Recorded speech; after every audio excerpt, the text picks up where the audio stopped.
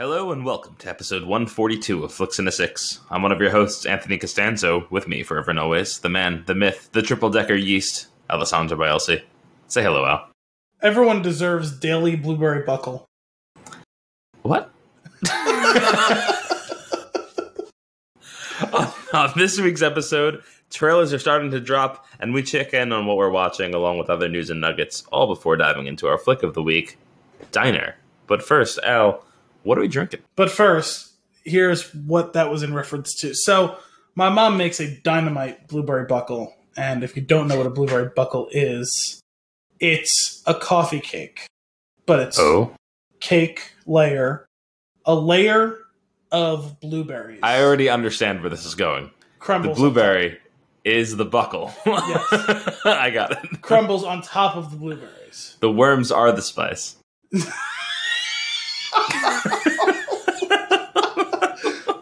So it's one of the best baking type things that she does, or at least my favorites. And she usually makes like one or two a year, usually like one in the summer, one in the fall.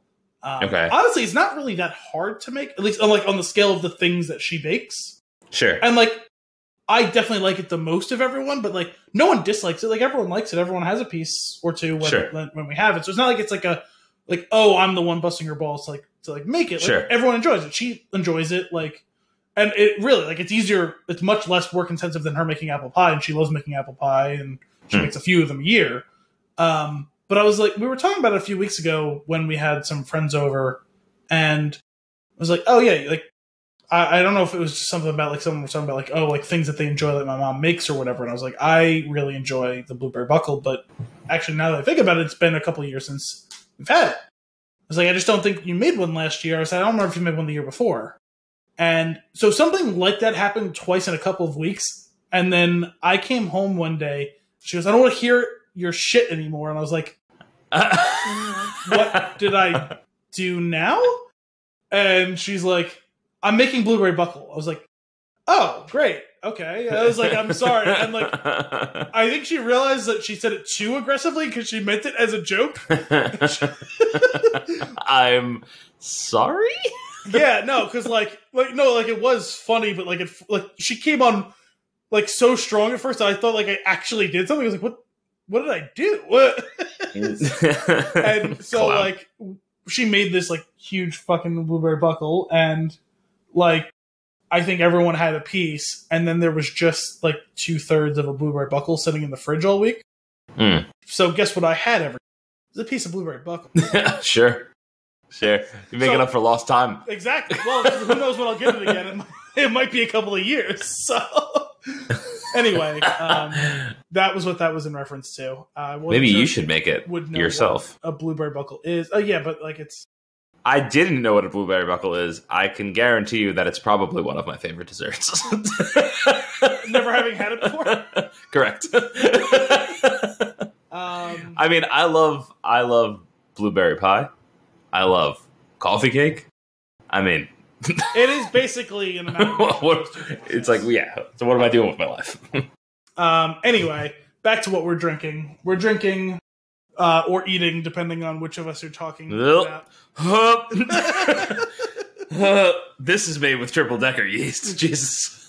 Newburgh Brewing Company and Friends. This is one of the collaboration series for this year.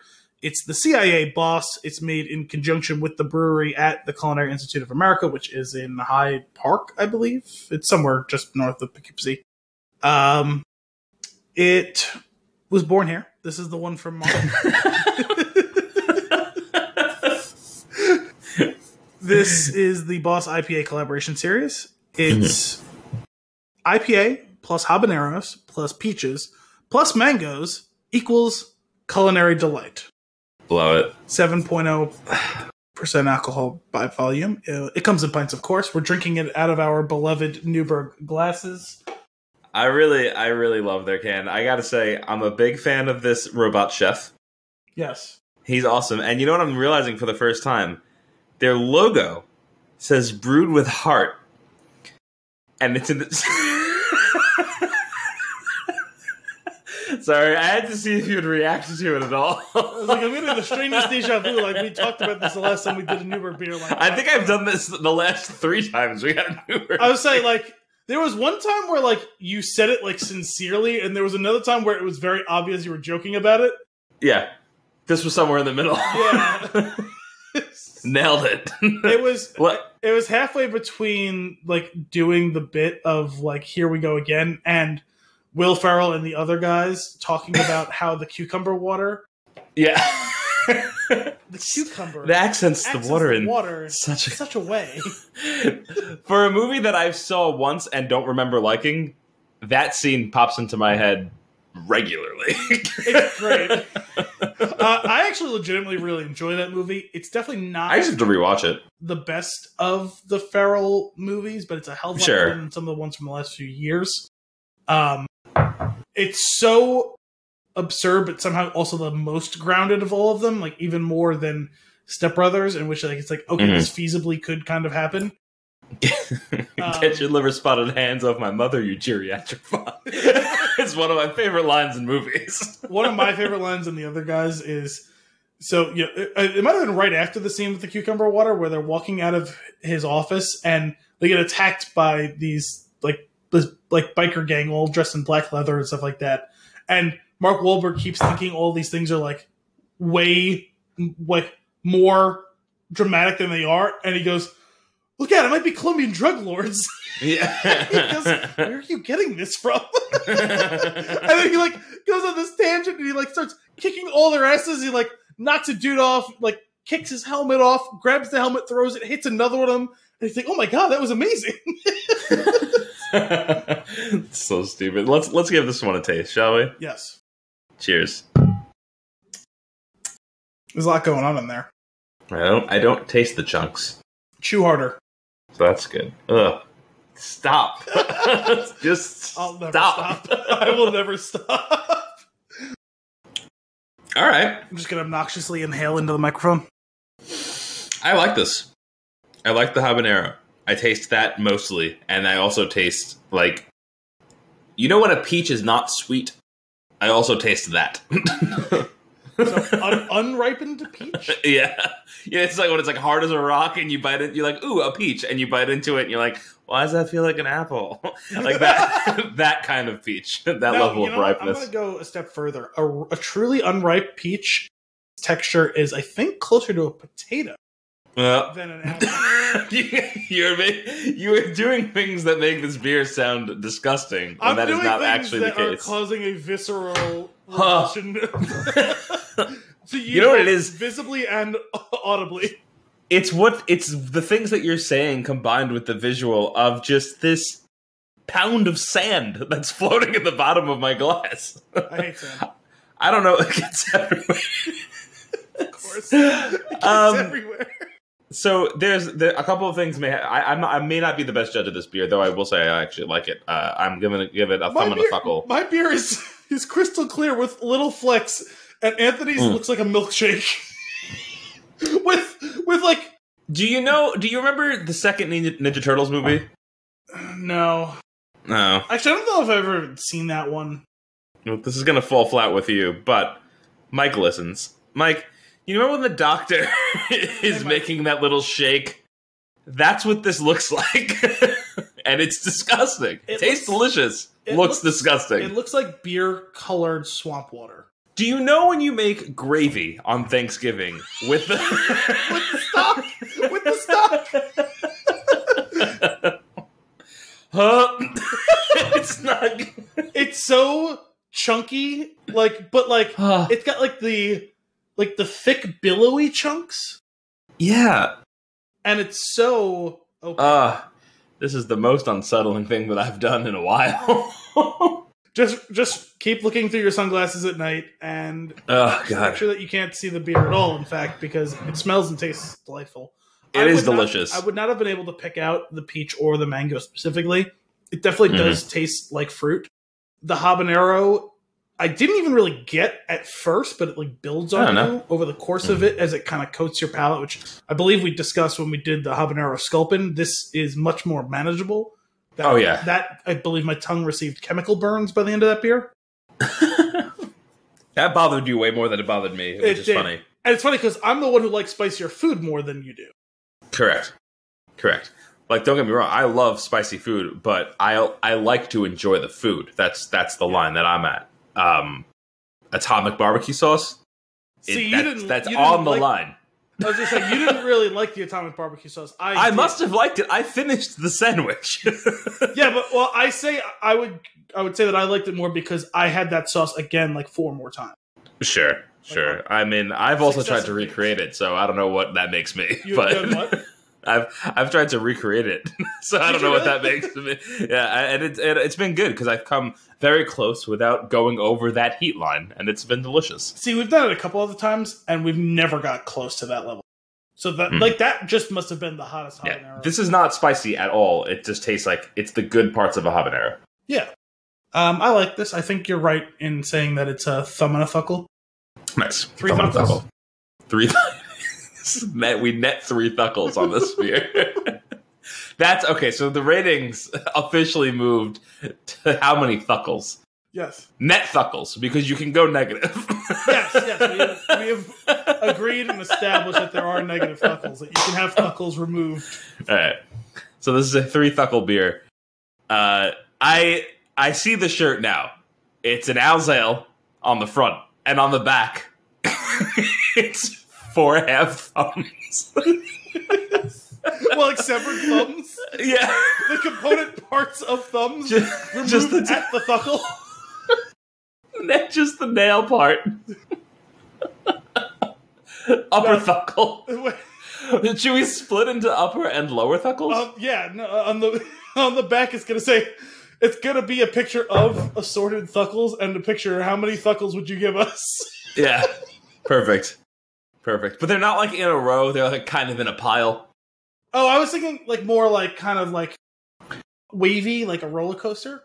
Well, what if you make the more of an inside joke, and it actually looks like 2 thumbs on 2 hands, but there's a separation, and the top part of the thumb is above the bottom part. See, I'm caught up in now thinking about And Along Came Polly when she reads the book about Don't Play with Fireworks, and it's the kid with the stump arm, and I'm picturing like someone giving 2 thumbs up, like Buddy Christ, but the thuckles of the top thuckles are blown off.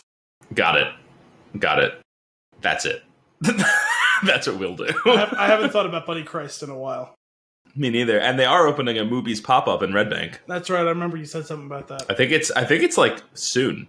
I got an email that's like, you can get your tickets now. And I clicked the email and it said, sold out. And I was like, that's about right. I just want to take a moment to appreciate how ridiculous this opening has been after we almost didn't get on air. We had an aborted recording last week. You are on the throes of a migraine. Yeah. I'm feeling a little wacky. My internet and computer are just fucking with me. They were fighting against you. I got a glass full of giblets over here. That's ridiculous. Let's get to some news and nuggets. Shall we? I would like to kick this off. Okay. I gave you homework last week. Oh yeah, I totally forgot. You did the homework. I know that. I did the homework because I was ready to record, and then we didn't record. That's right. I have forgotten everything about the homework, but I did do the homework. That's fine. So, first impressions of the Batman trailer. Oh yeah, that's right. That's where I'd like to start this off. Yeah, I did rewatch it too for that. I was more intrigued the second time I watched it. I don't know if I just didn't watch it in the greatest of conditions. I think it was a Saturday morning the first time. I think I had just woken up. Like I was up for maybe 5 minutes. I tend to feel hungover Saturday mornings, even though I it was the worst of times. It was the worst of times situation. Yeah, I tend to feel hungover even if I didn't really drink on Friday nights. Sure. It's just like my week. Your body's just in a rhythm. Yeah, my week at work tends to make me feel like a body hangover. So my brain doesn't really work. Also, my body has a civil war going on in which it's like, hey, we should be up like well before 7 o'clock, and you're not up, buddy. Let's get up. And I'm like, no, we're sleeping till 9. Yeah. And I like couldn't get the brightness right on my phone without like piercing my retinas and also being able to see what was going on the screen. So I wasn't too enthused by the trailer the first time. I was a little confused as to what was going on. I was like, okay, yeah, Batman stuff, whatever. He looks fine in the costume. Obviously, they're beefing him up with like some armor and stuff, and okay, believable enough, I guess. I wasn't expecting him to look like Gerard Way when he took the mask off, but here we are. You like that? Yes. I don't know what the eyeshadow was all about, but see, I've heard that like 12 times now, and I don't understand. Did people not realize that that's always been there? What do you mean? Batman always in the movies has always had eyeshadow on underneath the mask. That is why his eyes look black. Yeah, but when he takes the mask off, it's not usually still there.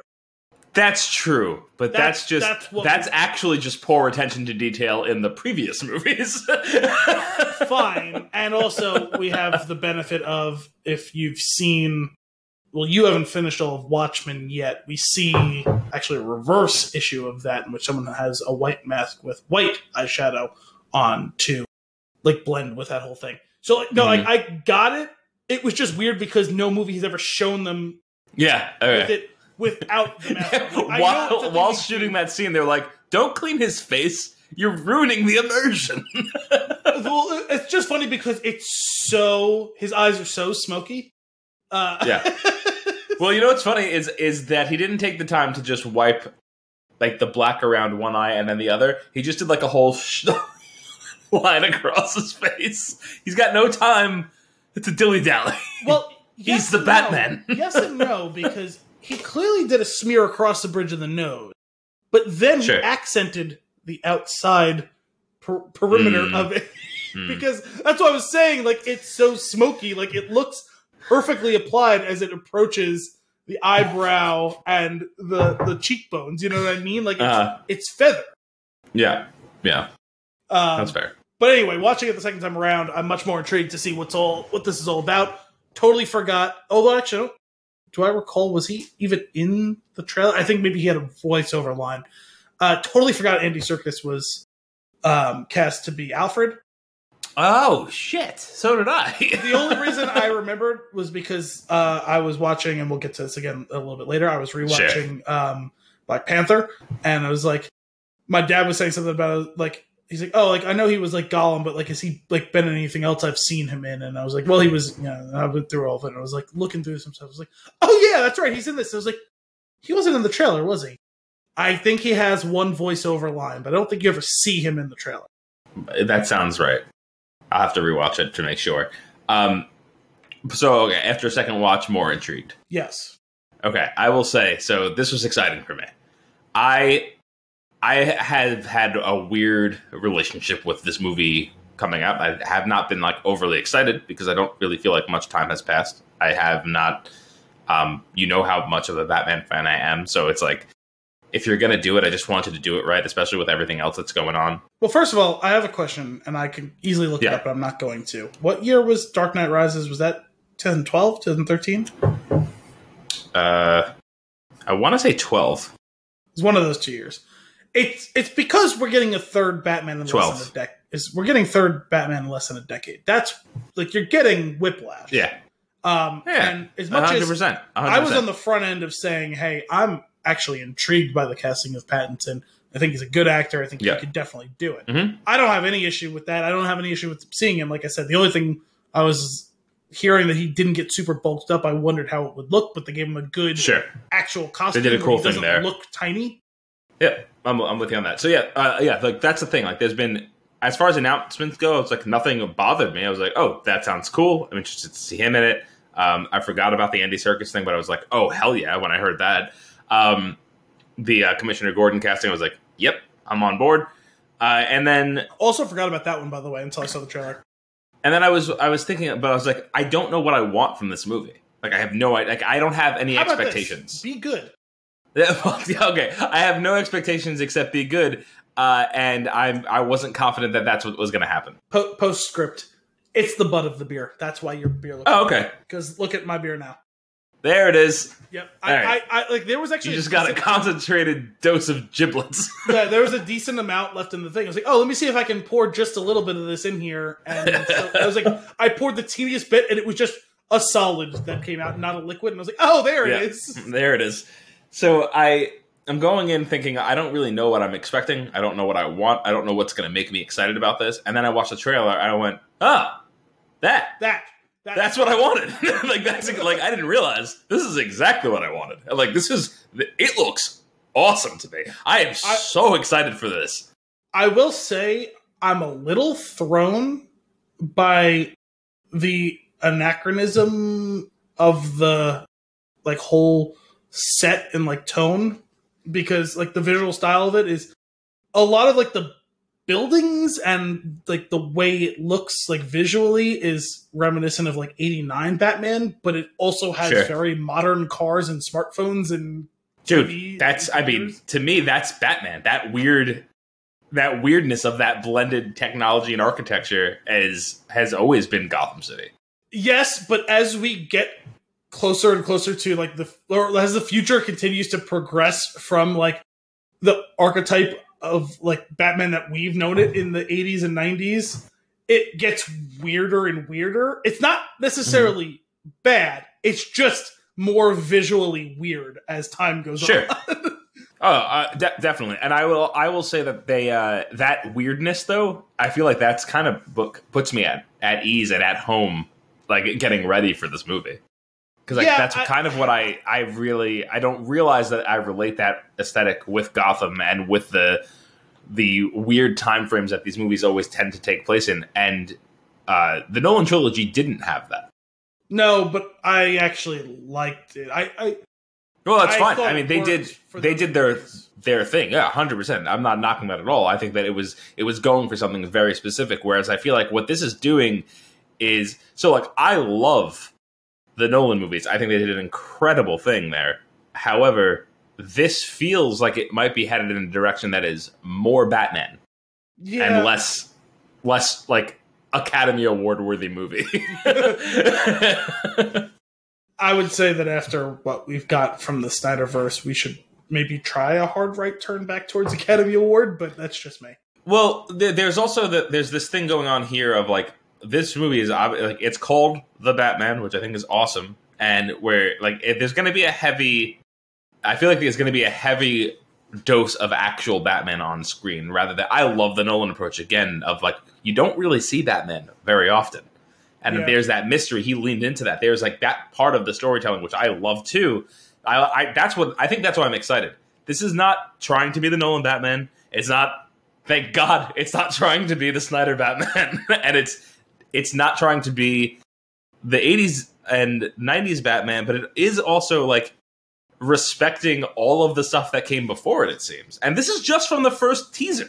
I don't know. Second teaser. It's funny. I can't quite put it into words, which is a failure of me as a podcast host. But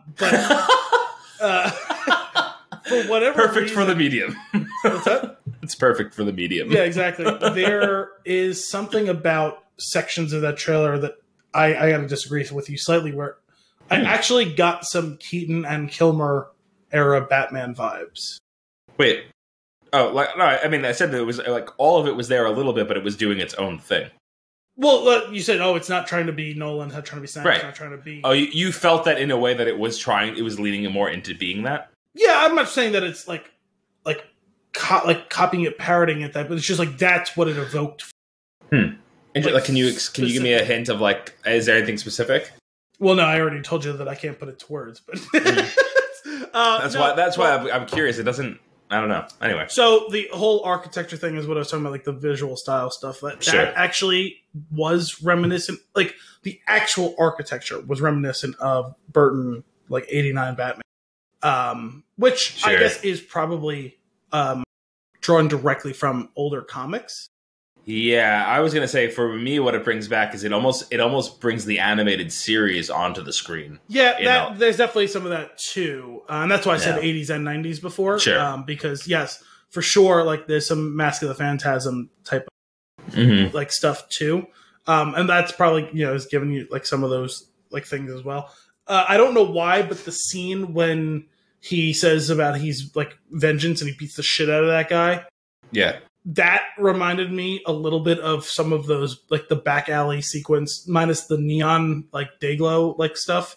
But it reminded me a little bit of that whole fight scene when, what's his name, when Robin steals the Batmobile and then Batman shows up and beats the shit out of those guys. For whatever reason, that specifically reminded me of that. I was going to say that scene specifically reminded me of what they were trying to do with Snyder's Batman and didn't do right. Thematically, yes, but visually, it reminded me of that. Yeah, because specifically, and I actually completely agree with you. I think the costumes of the thugs was 100% an homage to those movies. Yes, that's why I was. So those two things in particular, the architecture reminds me of old school comic / like 90s / It's a lot less neon. Yeah, well, that for sure. I mean, that movie was an acid trip, but that's... You're like, I see what you're doing here, and then they do one more scene, and there is all the neon, and you're like, I don't see what you're doing here.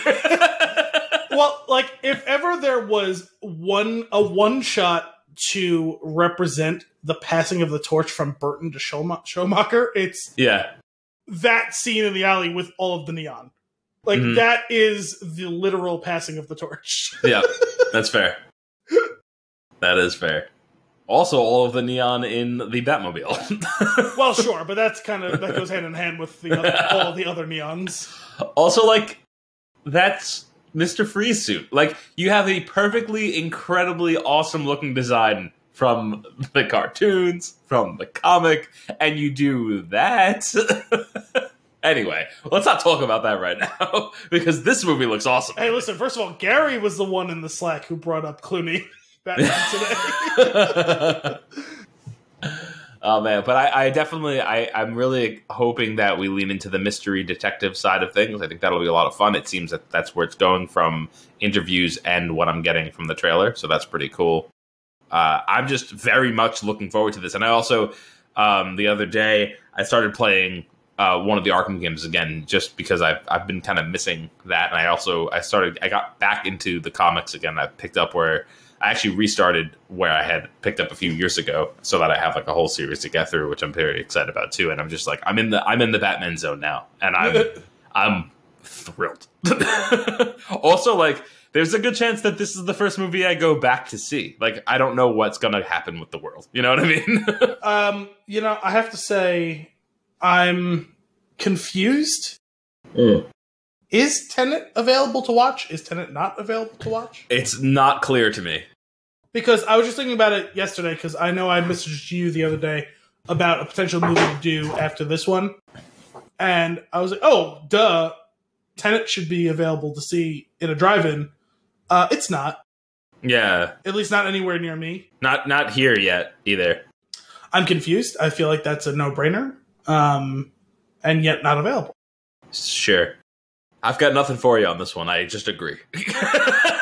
So anyway, I made an executive decision based on your current interest in what you're watching. We're doing what we do in the Shadows of the movie next week. Okay, yeah, I'm in. 100%. See you next week. What we do in the Shadows of the movie and season 1. Yeah, it sounds like you're about done, almost done. I finished the first season. I started the second one, and then the first migraine one, hit. And then what? Oh, and then the migraine hit. the first episode of the second season was the one with Haley Joel Osment, right? Yes. Not to sidetrack too far into what we do in the Shadows, because we will be talking about what we're watching relatively soon. But best scene of that episode is he's such a douche, and the doorbell rings. He goes to the door, opens the door. There's 2 vampires doing their weird waiting thing at the door, and he goes, "Just come in." And he walks away, and they run into the house, and that was perfect. Which was the perfect opportunity for me to think of one of my favorite Archerisms. I'm quite sure I've said it to you. I'm fairly certain I've done it on the show. When the Gary Cole's FBI agent comes to the door, and they make a joke earlier about inviting people in, and then being like vampires, and once you're in, they're in. And they invite. He comes in. He goes, "You're not allowed to come in." And he goes. Actually, ask. Does he call him Bilbo? Actually, I think he calls Woodhouse Bilbo. And he goes, "Woodhouse." He goes, "I invited him in, sir." He goes, "And much like vampires, once we're invited in, we're in." And he does this hand motion. Yeah. And so when he does that, the whole thing where they can't come in, and then they invite him in, and they come rushing in, and Guillermo's going to go kill them. I think of that exact scene. I always think. Yeah, that's so good. Circling back to the Batman though, like I said, exactly what I was looking for and just didn't know it. Very much looking forward to see how it plays out. I really liked the creepiness. I'm usually, I think I brought this up on the show before, but when you cut frames, doesn't make me happy. It bothers me. We talked about it when we did It Chapter 2. Yeah, don't. But if you're using it to a very short and dramatic effect, like in a trailer, for instance, did you sell me with the duct tape and cutting it to the sound of the duct tape unwrapping? How good is that? That was awesome. Oh man, I'm very much looking forward to this. I can't wait. I'm excited. Huh. Man, I hope we can go to the movies again. So, on the same topic of the Batman, I had you watch 2 other trailers, and I don't know if you remember them. Yes, I remember that my impressions were, while watching Gotham Knights, I was wondering whether it was in the Arkham universe. And then the Suicide Squad trailer I watched said it was made by the makers of Arkham. And I said, well, I guess that answers that for me. So, okay, yeah, so that's the weird thing. I wasn't curious. I'm not 100% on this, but this is what Brian told me, and he's our go-to games expert. He told Brian, host of Game Bites podcast.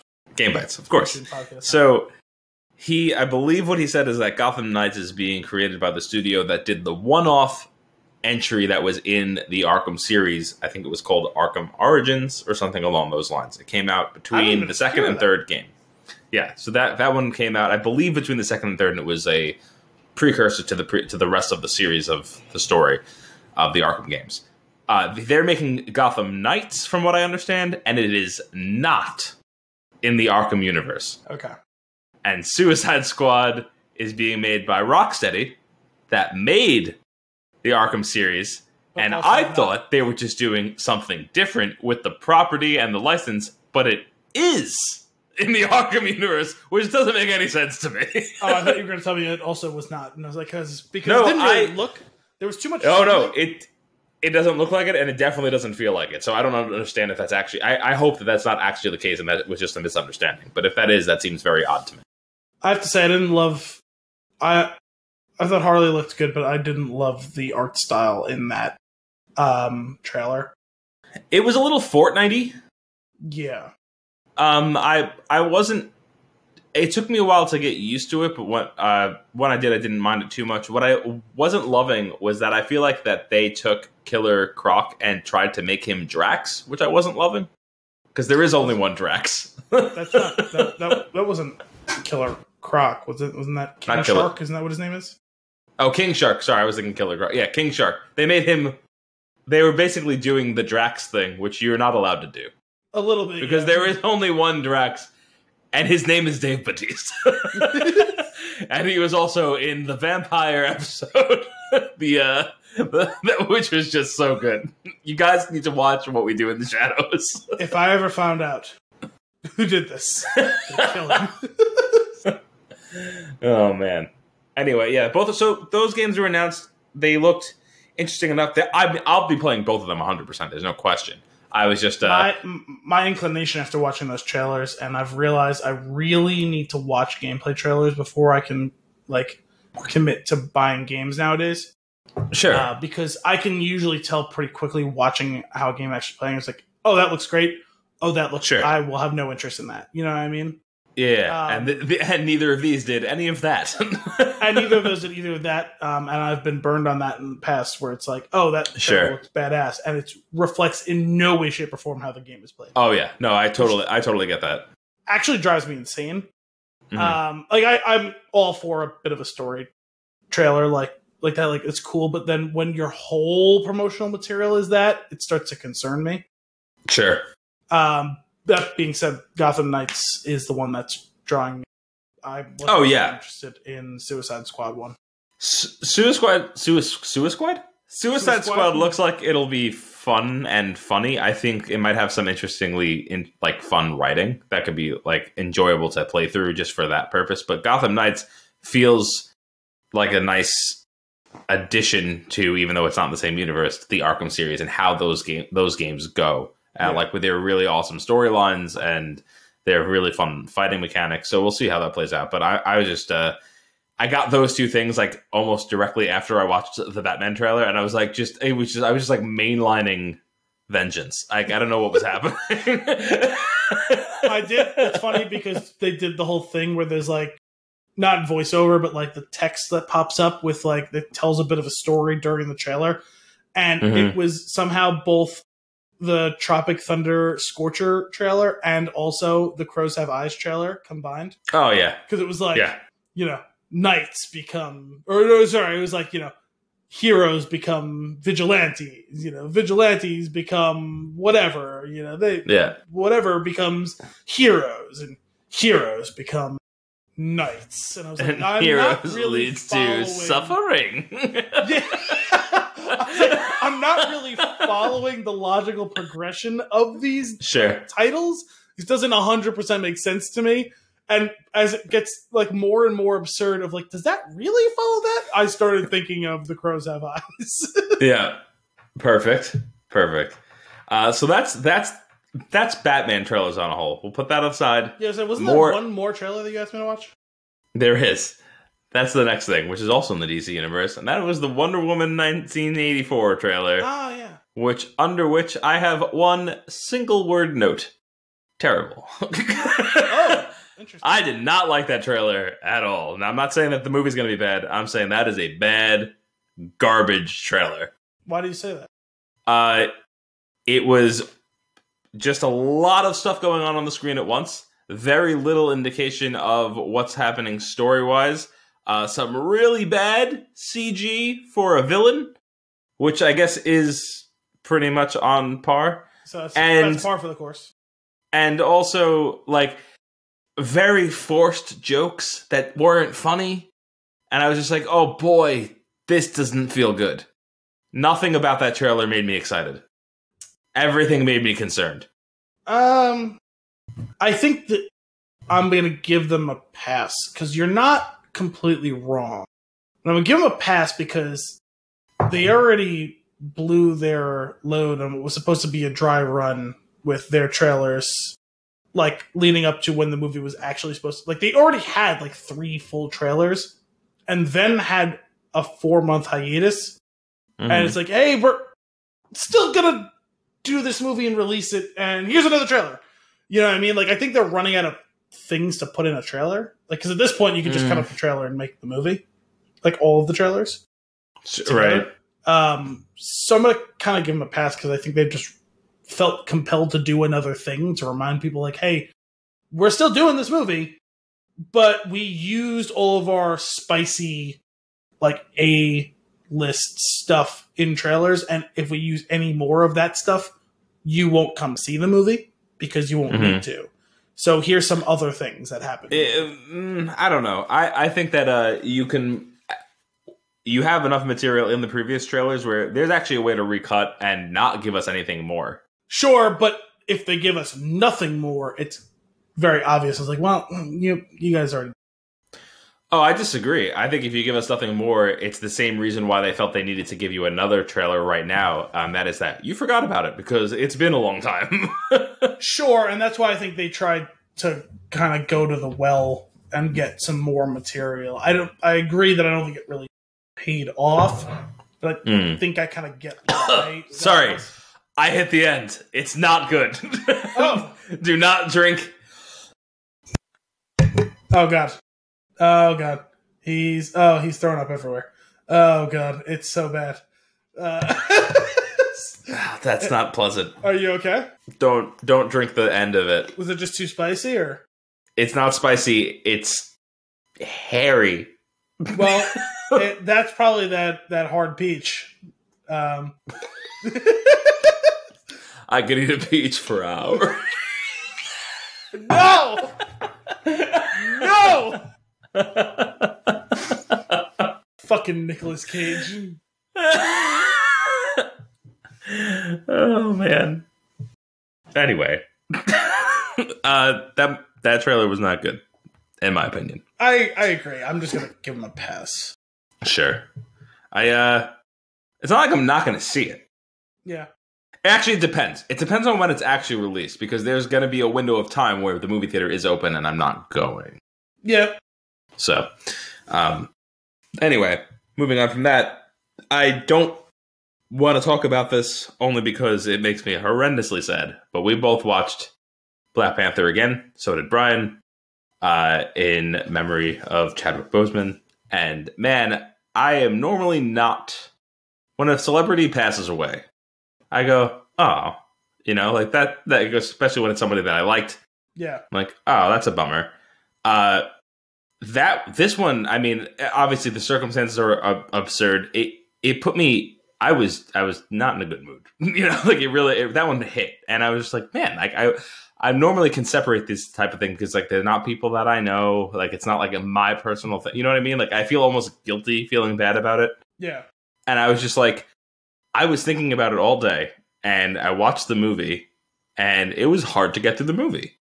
Not because the movie's tremendous. First of all, it's not bad. Hard to get through. It was just it's a super powerful performance. And then I was just thinking about all little cousins, and all of these these little kids that loved him, and especially for kids. I mean, I won't have. Especially for people that it meant even more to, because when you're watching, again, I've been seeing these posts of little kids holding up their figures and stuff like that, and it's just it's so moving, and it's the creation of this character on screen and the effect that it had on a community was amazing, and to see when we went to go see it in theaters, there was just there was just this whole gathering of people that were so excited. It was just it really meant something. It was cool to be part of it because you weren't being excluded, but you were actually being embraced by this entire community that was so excited about this. And it's it was very moving. And I think attaching that to him passing away was just heartbreaking. There was so much hope and excitement in that. And I feel taking him away is really painful. Yeah, it's funny because I didn't feel like we got enough time with him to really get a connection to him and that character, and specifically Black Panther. He did a great job in that movie. Sure. But his other appearances were very short on actual content and stuff to really digest into. Yeah. So after the initial shock of, wow, that came out of left field, and knowing he was a couple years older than I thought, but still 43 years old is super young. I know. It's absurd. And, hearing nothing, because, it wasn't he died in a car crash or something like that, which, still totally tragic or whatever. But it's when, the suddenness of that, that can truly come for anyone at any time. To not know, this wasn't he was diagnosed with cancer 6 months ago, and, it was just super aggressive. And he had this for years, and we had no idea. No idea. And it reshaped the context of everything that we thought we knew about him, who admittedly didn't seem like a super public figure. I didn't really know anything about the guy. The only thing I knew about him really was that he's pretty religious. That's the only characteristic of him that I'm aware of, other than what he's shown us on screen. Sure. And that he went to a historically black college, because I knew that he gave graduation speech a couple years ago at Howard, which is where he went. Cool. Those are the only two things I know about him outside of what he's done on the screen. And he was it's incredible that he could be the chameleon that he was. Pretty talented actor. To play Black Panther, to play Jackie Robinson and James Brown and Thurgood Marshall, that is a wide range of people to be playing. As wide a range of people as one can play in such a short span in their career and their life. And I realized I haven't actually seen all of those other movies. I've really only seen him in this role as far as like substantial. I mean, I saw a little. I had to turn the movie off. It was so bad. The only other thing I saw him in really was Draft Day. He plays the player that like they're gonna potentially draft first overall. I think maybe they do end up drafting first overall. I don't know because I didn't finish the movie. And even that was, again, another dramatically different character than everyone else he played. Just looking across like the spectrum of those 5 roles that I just mentioned. And so, of course, it's totally tragic. And I feel terrible for him and his family and everyone who was friends with him and everything. But like that is like you said, is, oh, well, anytime a celebrity dies, that's how you feel. Like, oh, wow, like all the people whose life they touch, if it's not someone who like you were like a huge fan of yourself. And my immediate thought though was after all of that, like processing that as best I could, is like, oh man, his story was still nowhere near being done written. Like I was super excited for the next time he got to take the spotlight in one. Yeah, I know. That's man. It really it's crazy. The thing that really another thing that hit me after the fact was like really thinking about like the year of diagnosis and knowing nothing about this, and then going. I think I even sent it to you. I was like, the resolve that this man must have had, like, to pull this off, like, while, like, all of the things that he was doing whilst being diagnosed. Like, that's insane to me. And, like... Well, just seeing him again in Black Panther, I was like, man, like, the average person has a hard time looking that, like, shredded, let alone someone who's going through treatment for cancer. Yeah. Like, everyone knows someone who's gone through cancer. You see the toll it takes on. Yeah, I was when I put the movie in. I was like, I'm ready for this. Like, I need to watch this. Like, it's been a minute since I watched it again. It felt like just the right time because of everything going on. I was like, well, let me put this in. I really I wanted to see him on screen when the movie opens, and it opens with a voiceover of a father talking to their child and explaining the story. And I was like, oh, that's him. And I never made that connection before. Like, there's so much more that they intended for him. And there's so much more that he would have done. And it's just like, it's just heartbreaking. Like, it sucks so bad. And I just feel for his family and all. But like the community at large that like, it was a movement. That movie was incredible. And man, it sucks, but that's where we are. We had to bring it up because like it means something. I feel like to everyone, especially anybody that's a movie fan. You have to feel something for this one. Yeah, but it's I don't know what I'm it's like I feel like they'll probably hopefully they'll do whatever is respectful, but I hope that I hope that it's very tastefully treated with whatever they do going forward with Black Panther. As far as like the movie line is concerned. Yeah, I have to imagine with the way things were going with that character, that story, I would think they would recast him, but I can understand why people wouldn't want that as well. And I don't know what the right answer is. Sure, neither do I. I do think, like, I don't know how you execute. Oh yeah, he's just not here anymore. Like, or have him like die off screen. Like that doesn't feel right either. Yeah. Were they shooting? Do you know? Like at some point for the second one? I mean, they were doing another one, but I don't even know if they ever finished a script. Oh, okay. Yeah, I guess we'll see. But just I don't know. Do him right. Whatever you do. Like this, make Chadwick proud with whatever you do next as like almost an in memoriam type thing, because like what a talent and what a body of work. Like it's insane. But let's move on to lighter things. I would like to find out what you're watching because I have some stuff that I'm watching. What am I watching? Am I watching anything? I'm not. I've watched no things.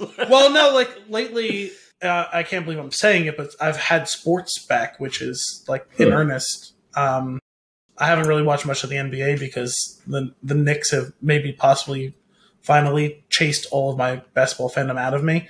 But the Islanders are trying to make a run for the Cup, and the Yankees are back. So, and football's around the corner. I've had a handful of fantasy football drafts.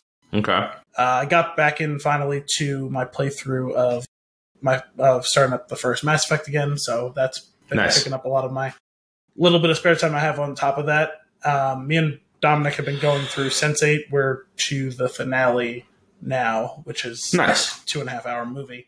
All right, so you're doing stuff. Yeah, it's just like I don't have any like specific thing. The thing I need to watch is sitting on my DVR that I've been excited to watch and still haven't watched it, even though it came out like, God, it's already 2 months ago, is The Alienist new season. But I feel like I really just want like the space to be able to like sit down and be like, no, we're doing this right now. Yeah. Yeah, I hear you. All right. Well, all right. You have something on deck at least. Yes. And you're finishing something that we've already watched, so that's fun too. So I am, as you know, watching What We Do in the Shadows. I am on the second season. Oh, I know, because you keep sending me random scenes and clips and quotes, and I'm like, fuck, I love that one. I actually don't remember that one. Yeah, that's the thing that's dawning on me. The reason why I've been texting you with these quotes and in one particular case sending you a video of what happened that I had to rewind it for because oh my god, is these things are like most of them. There's no real rememberable context around them. They're just incredible one-liners. Yes, and some of them like you wouldn't even if you rewatch the scene 10 minutes later, you're gonna forget the context again. Exactly. And I actually think that's kind of by design. I don't think that's an intent. Like, I don't think it's a failing in any way, shape, or form. Because what rings true is the cleverness of the line and or the line delivery. Yeah. Like even you from the first time you saw it, creepy paper. Yeah. Like, 100, would you have been able to recall what they were even doing there other than just to say shopping? Weirdly, yes. I don't know why, but I remember specifically that they were shopping to decorate the room for the Baron arrival. Yes. Or just any of the times that Laszlo screams bat and turns into a bat. 100%. So good. Laszlo is great. Laszlo, I thought, was just amazing before this, and then after this, it put him on the next level, and that is when he started pronouncing the word Manhattan. And if you haven't watched What We Do in the Shadows, please do, because it is worth it just to get, like, I don't know, 6-7 episodes into the first season to hear Laszlo say Manhattan. And I need you to know that I'm very clearly, I'm saying Manhattan. That's what he's saying too. It's amazing. Anyway, he cracks me up. He's so funny. The whole thing with Gregor and Nadia is perfect. So her lover through the ages that is reborn every however many years keeps getting brutally murdered and always decapitated. Always decapitated every single time. We find out always decapitated by Laszlo. Yes. Even better, which sometimes by accident. Yeah. Yes, sometimes by accident. Which is just perfect. So good. Nandor, obviously the king of just understatement, as you put it. And he generally, I think, over the course of it, is great as some of the line delivery that Laszlo has. I think consistently Nandor's line delivery and pronunciation is the funniest on the show. Yeah. Like whether it be the creepy paper or the superb owl party or any of the other stupid things that you've been sending me, you know, the pinata farmer, like the pinata farmer thing was too much. Like it got to the point of like sometimes it's so on the nose, but for what it's because the way he delivers it that it's funny. And it's like, is it racist when it's a vampire saying it? I don't know. It feels like it is, but I feel like we can also kind of allow it because he's 500 years old and from Eastern Europe. Like, what exactly is going on here? Like, because it's not that like it's while there is a considerable lack of Dane that he often has for Guillermo and all things Guillermo, that doesn't feel like he's saying it out of a place of hatred in any way, shape, or form. Like, he truly believes that his family farms pinatas.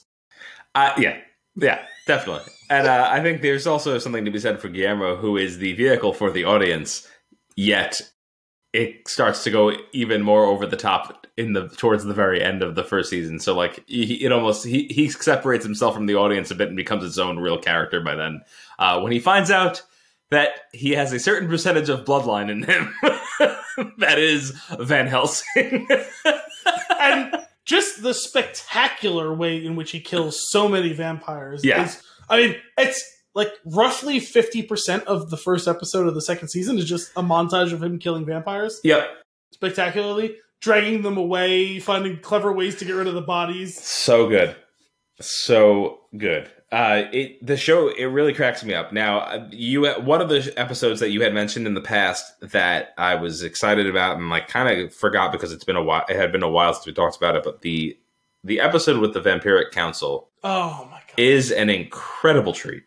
And I'm going to explain this on this show to you, audience, even if you haven't seen it, and it's not going to ruin it for you because it really is. You still have to see it. You literally have to see it.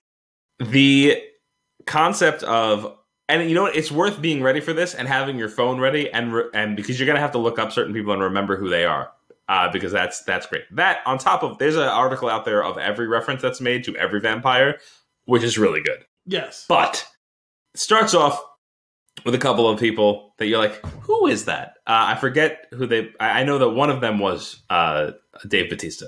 Yeah, and I only know that because his delivery was very Drax.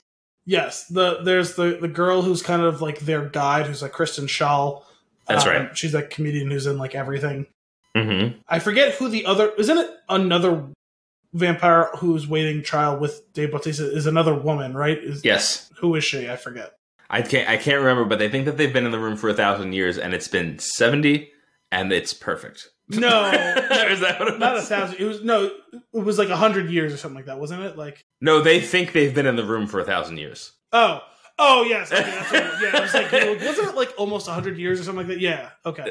Yeah. So there's that. Then we get into the actual council. Hang on a second. Awaiting trial for the worst crime other than vampiricide that a vampire could commit, and that is making another vampire who is a baby. That's right. Which we know who did it, which is probably the best part. Yes. So we meet the rest of the council. Not head of, but MC of the ceremony. MC that's a little redundant. MC is master of ceremony of the ceremonies. Is Taika Waititi, which is great. Because he wasn't the MC. He was. I thought what's her name was. No. She's the head of the council. Well, okay. But he was leading the ceremony, which that was first off that reveal of Tilda was the first thing that I realized was we're actually getting like there's other people here that are like known actors and actresses for playing vampires, and we start going around the room and the constant introducing someone and then going, dark greetings. Dark greetings. That really cracked me up. And then the occasional hiss, which is perfect. And then we couldn't get Kiefer. He was busy. Didn't they Tom, Brad, they don't want. Brad, they've moved on from this. We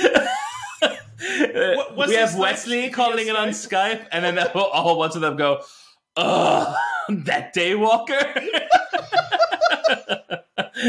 Oh man, it's Paul so good. Rubens, Danny Trejo, with his they say something about his signature tattoos, which I think was great. Oh, I don't remember. With his shirt off, of course. I think. Oh no, he had like cut off sleeves, right, or something like that. It's cut off sleeves of just the jacket. He's got no shirt on under the jacket. Oh yeah, like he has like a vest on with cut off sleeves and no shirt on. Yes, that's right. Yeah. Tilda Swinton, Evan Rachel Wood, all three of the main ones from What We Do in the Shadows. Jermaine Clement, who's running the show, obviously. Taika Waititi, who's directed a couple episodes, and I don't know the name of the third guy who was also in the movie with them. Right. But oh my goodness, is it good? Oh, the baby's on the. Oh, and the baby, which you don't realize until towards the end of that scene. And then they pan over to the baby and ask it a question. And he starts screaming. Yeah, 100%. Man, it's a treat. That show is a treat. It's so funny, and I keep laughing. I keep laughing out loud and doing that thing where like I look and there's nobody else there. I'm like, you know. But we'll have to see if I can get Kim into it. It's funny because this whole time I've been like, man, Anthony's gonna love this show. I don't understand why he's like not watching this. And honestly, I thought that Kim would like it too, which is why I pitched it to you, because I know it's easier if you have buy-in from her as well. Because both have a ton of stuff you already watch. That's right, separate and together. So I try and make as many of my recommendations to you that I think you'll be able to get with hers, because it's easier. This way, you don't have to like try and prioritize it against the other things that are only what you're watching. That's right. Yeah, no, for sure. And but we'll see. I think I might be able to win her over with this one, because it's funny. It's one of those ones that's like, you can explain it as much as you want, but you have to experience it. It's so ridiculous. Also, their ability to drop a curse at just the right moment. Like, I understand that they probably have a limited number of them that they can use based on wherever they're airing. They must have really figured out how to game the system, because there are so many fucks in the second season. Well, I love when they're just at, like, when you think that, like, honestly, they wasted one entire one. Laszlo just goes, "Oh fuck," when Colin Robinson walks in the room, and it's so good. That's what I'm saying. In the second season, there's so many of them. My favorite one is and it's a line delivery thing, is Nando when he goes, "Fucking guy." Yeah. It's usually about Colin Robinson, isn't it? Yeah. Yep. I think there might have been one or two that he did for someone else, but I think it's mostly about Colin. But that always him cracks me up. Oh yeah, Laszlo and Nadja will just go, "Oh fuck," randomly. Yeah, so good. The show is on FX. I don't understand why they get away with so many fucks. Is it FX or FXX or FX on Hulu? It is available to watch on Hulu, but it's not an FX on Hulu. It is, I believe, FX proper, but maybe it's FXX. I don't remember. So I'm watching that, and which is the perfect balance to the other thing that I'm watching, which is Dexter. I have just started the 4th season of Dexter. I forgot. I am burning through Dexter. You're gonna probably slow down after the 4th season, but it's funny, the peak of it. So that's what I've heard. I will say that the first season is fantastic. Yes. The second and third are okay. I didn't think they were particularly great.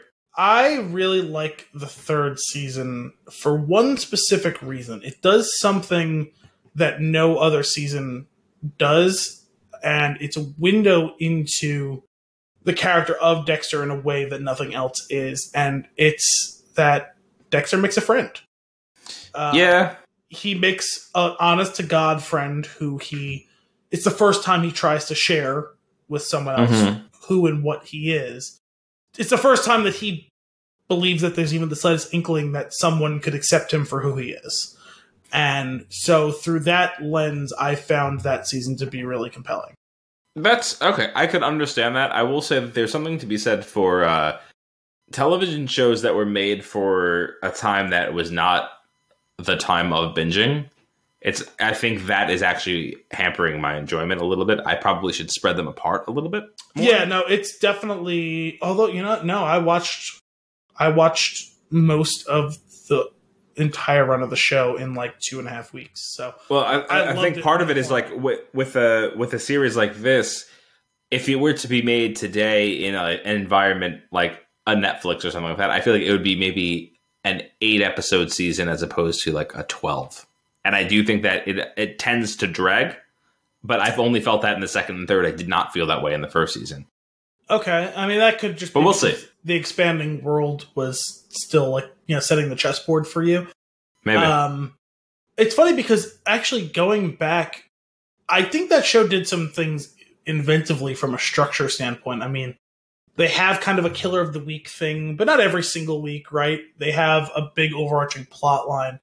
But there's something now that I'm thinking about that they kind of was a precursor to what I felt like was a revolutionary idea in Billions as that show got out of the gates past its first season or so, in which they'll pick up and drop storylines during the course of a season in little clusters that sometimes they tie off in a bow and sometimes they come back again later in the season or in a future season. And I actually like that because I think at that time there wasn't a ton of shows structured in that way.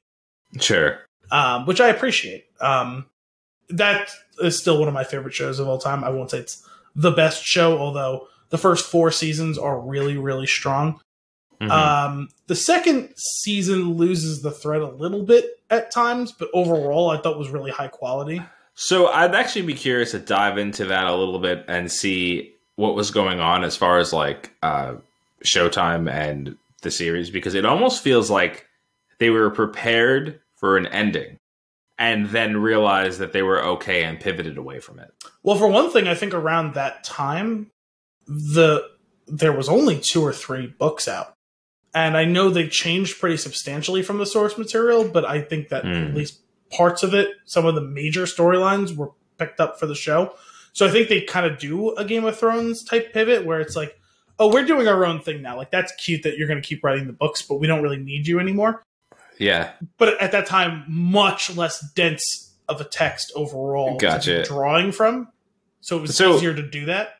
Yeah, that's fair. I will say that the way that the second season was going, it's like it was almost a detriment that I knew there were more seasons, because while it was playing out as the audience member, like if you told me that that it was a 2-season show, like it would have made perfect sense to me. Whereas like in the audience, you're like, he doesn't see it.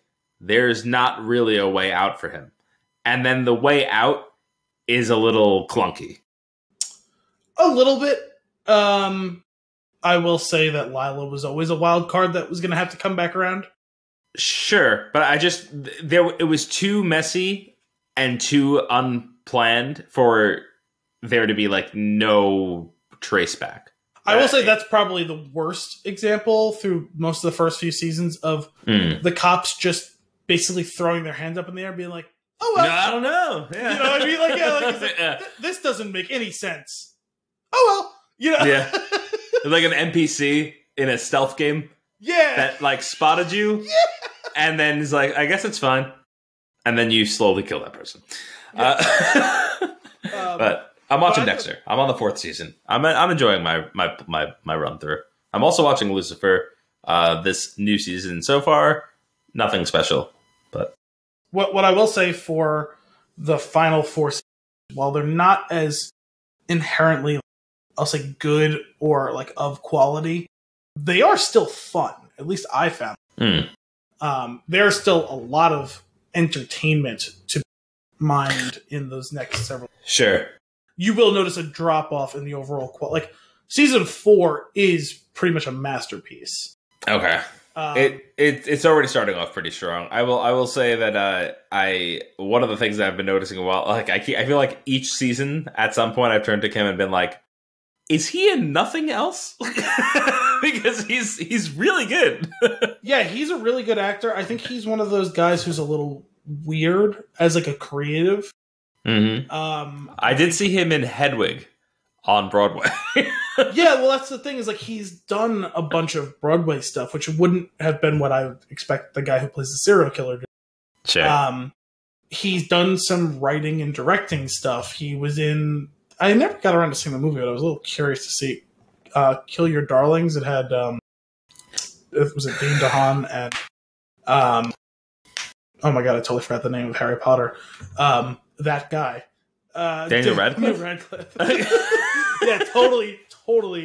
That was awesome. Drew a blank there. He was in Game Night, which was funny in such a random role.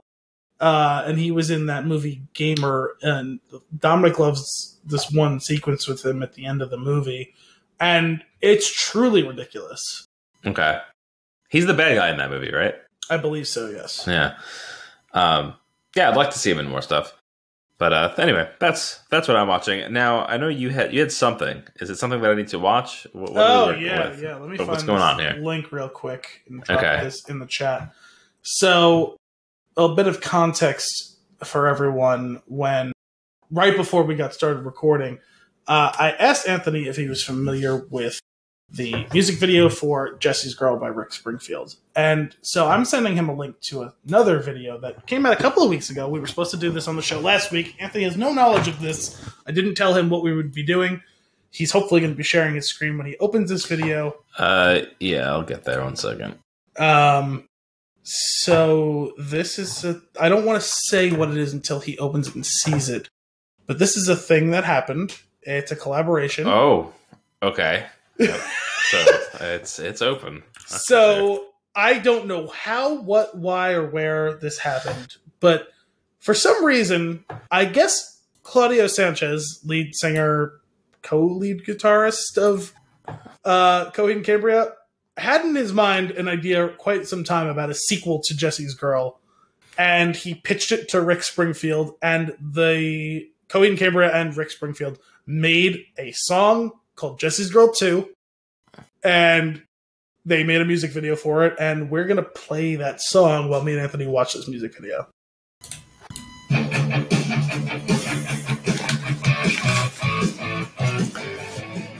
So far, so good.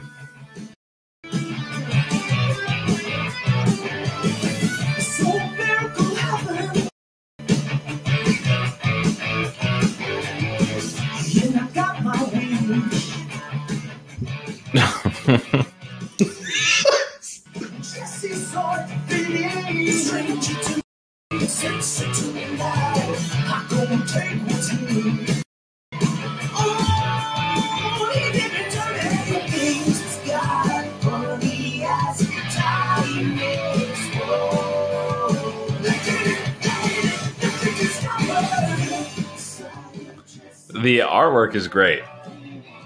Right? It's a combination of real life and cel shading that it's just wonderful. Yeah, and it's incredibly 80s. 80s plus selfies. Wow. Oh my god. I'm at the art style.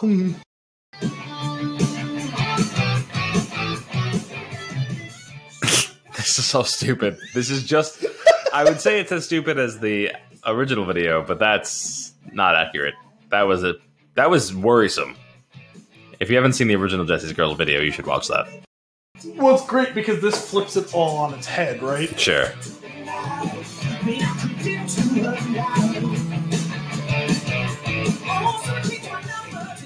There's a lot of close-ups of sadness. Well, I mean, as you follow the story, he's pretty depressed. Did he just sing in the phone number 867-5309 in a different tune? It was actually 867-5305. Oh. Why? Well, more on that after, because I think we're cutting out the music.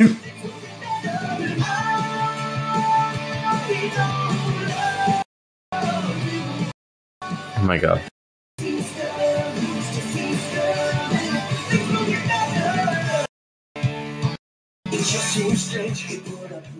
Oh boy. Just a glance into it, he sure seemed cool. What I hadn't known was I was his fool. Married now, house, got 3 kids. Dreaming of what life could have been. Stranded on the ifs and maybes. Had I left that monster in the end? Oh.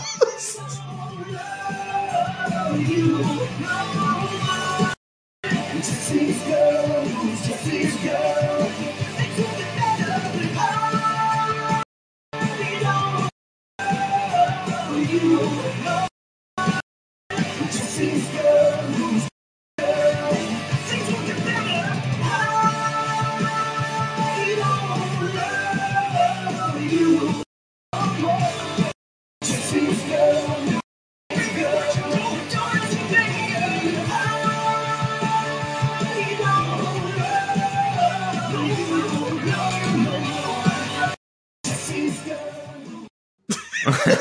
This is so stupid. Yeah, she took your keys. We all saw it. Oh, that was cool. That was the best part of the video. Oh my god. No, the dog! I love it that she comes back, the one who played Jessie's Girl in the original video. That's pretty cool. That's great. That was I thought this was a thing, huh? Oh yeah, that was a whole thing for sure. What? I thought that was kind of a fun little thing. We don't usually do stuff like that. No, so, that's. I thought I'd surprise you with that. I thought it was fun. Yeah, that was ridiculous. necessary? Is it necessary for me to drink my own urine? The least necessary thing in the world. But how great... Who even thinks about... I gotta follow up to Jesse's Right. Girl. Right. And then it's like, well, so, okay. Jesse's Girl 2. Why? And what, specifically? Right. And it's... Well, just think about this. You want Jesse's Girl so bad, but what if you got her? What does that mean, exactly? Yeah. And it's... Exploring that actually ended up being kind of a cool little story, Sure. right? Where it's like... And I love how, like, they set it up early, too, where it's like, you know, in retrospect, Jessie didn't seem too broken up when I stole his girl. Oh, God, she's insane. That was ridiculous. It's like, that's the type of person who would jump from one friend to another. Mm-hmm.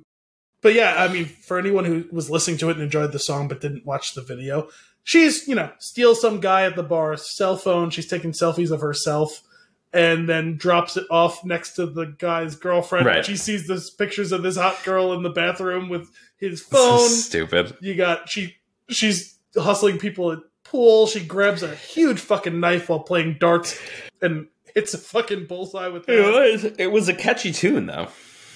Yeah, so there's that. That was great because there are like definitely elements of it feels like the original. Yeah, it's definitely a mashup for sure. But no, that was ridiculous. Thank you for that. I didn't know I needed that, but I'm glad I haven't. Yeah. Are you ready for some fun and games? Wait, hang on a second, because I still have more. You have more news and nuggets? Well, we didn't actually discuss what... I mean, to be fair, it's not really anyone's fault that my computer was on the brink of death or whatever.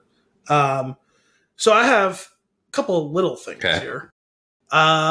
Today, they officially announced when the return of Mandalorian Season 2 is. Okay.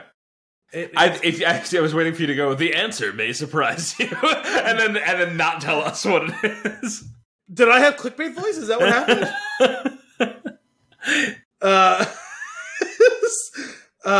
It's October 30th is when the first episode will be dropping. That's soon. Well, I guess originally it had been promoted as October. Oh, okay. And we now have a firm date of October 30th. Nice. That's exciting. That's something to look forward to. Man, I forgot. Yeah. That was a lot of fun. The weekly check-in on that show, Manda Watch. Well, it was the first Manda Watch. It was the first thing, which admittedly, I guess it wasn't really that far, but there was essays essentially written about how the monoculture was officially dying at the end of Game of Thrones. And for one brief moment, out of the abyss came this new show that all of us needed to see. Mandalorian, and Baby Yoda said, hold my beer. Hold my Java juice. On a weekly basis. On a weekly basis, and talk about it with everyone. And it's like that, we didn't think we'd ever have that again. Even something like, that's ascended to the middle of the zeitgeist, like Succession. It didn't feel essential to discuss on a weekly basis like that. Mm-hmm. And it doesn't have as big of a draw as those other two. There was also there was definitely we can't lose sight. There is the novelty of it's Star Wars. It's height of Star Wars excitement when it started. So there's all of that too, which is and also the whole perfect first recipe. First thing that's coming out new on Disney Plus, new service. Almost everyone had free access to it for that season to come around, which is exactly what they wanted. Well, also a streaming service specifically marketed as a streaming service that wasn't going to do the full drop at once, was standing against that on its own, which was pretty cool. On principle, and it paid off. I agree. In a big way. I agree. So anyway, I was super excited about that. I knew you would I'm very excited. That's the end of that note. And then my final new/note, the other day, they have been fucking teasing us. This has been years upon years, and we have almost nothing about it. The creative team at BioWare dropped a new teaser about Dragon Age 4, which still feels like it's several years away, which is insane to me because it's technically been in some shape or form of development for already about 5 or 6 years. Oh, interesting. And I do believe there was kind of a soft reboot at some point a couple of years ago on all of that, but they set the world on fire for whatever 12-second fucking clip that it was at E3 or the Video Game Awards, one of the Gamescom, where maybe it was Gamescom, I don't remember, where they showed the little lyrium idol from Dragon Age 2. Oh, are you talking about the original time they did this? I think that was E3. Maybe. Yeah, that was like was a while back. It was like 2 or 3 years ago. I think so. With the voiceover from Solus from Dragon Age Inquisition, and that was nuts because no one was expecting it.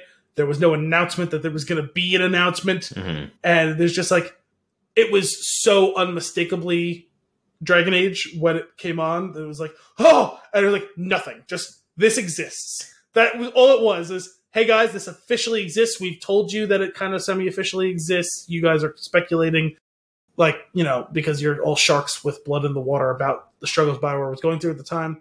That they're going to cancel Dragon Age. Nope. Fuck you guys. Here it is. You're not getting it for a few years. Yeah, I very much remember when that happened because I was watching it, and I remember the crowd going crazy and me going, I'm not going to fall into this. I don't know what this is. Because I don't want to fall into that situation that Andy found himself in Parks and Rec, where he's like, I don't know what it is, and frankly, I feel like it's too far gone that I'm afraid to ask. Fair. I was saying that's what I'm saying. It was so unmistakably and specifically Dragon Age that if you weren't an actual diehard fan of the series, there is no way you could even through context guess what it was. Mm-hmm. But if you know, and you lost your shit when that happened. So this had very little actual on-screen details about what's going on, but they showed some cool landscape stuff. They showed some stills of some characters. We don't know any of the names of any of the new characters, and yet they had little clips that were including interviews with voice actors for new characters, including their names, and it's like, I don't know who that is, but this is so cool. And then they had like the whole major creative team, Mark Dara, who's been the guy who's been running Dragon Age for quite some time, and he's been involved since the first game. Casey Hudson, who's in charge, Dave Gator, a couple of. So that's all really cool. Them talking about the game, talking about making the game, what it means for them to be working on it. So light on actual hard concrete stuff, and yet still exciting as shit. Cool. That sounds fun for you. Yes. If it looks good, I'll check it out. I would say, I know you, I guess you have plenty of time because this is, like I said, this is probably 3 years away. If you ever wanted to jump into Dragon Age, now I guess would be the time because it'll take you that long to finish all of it.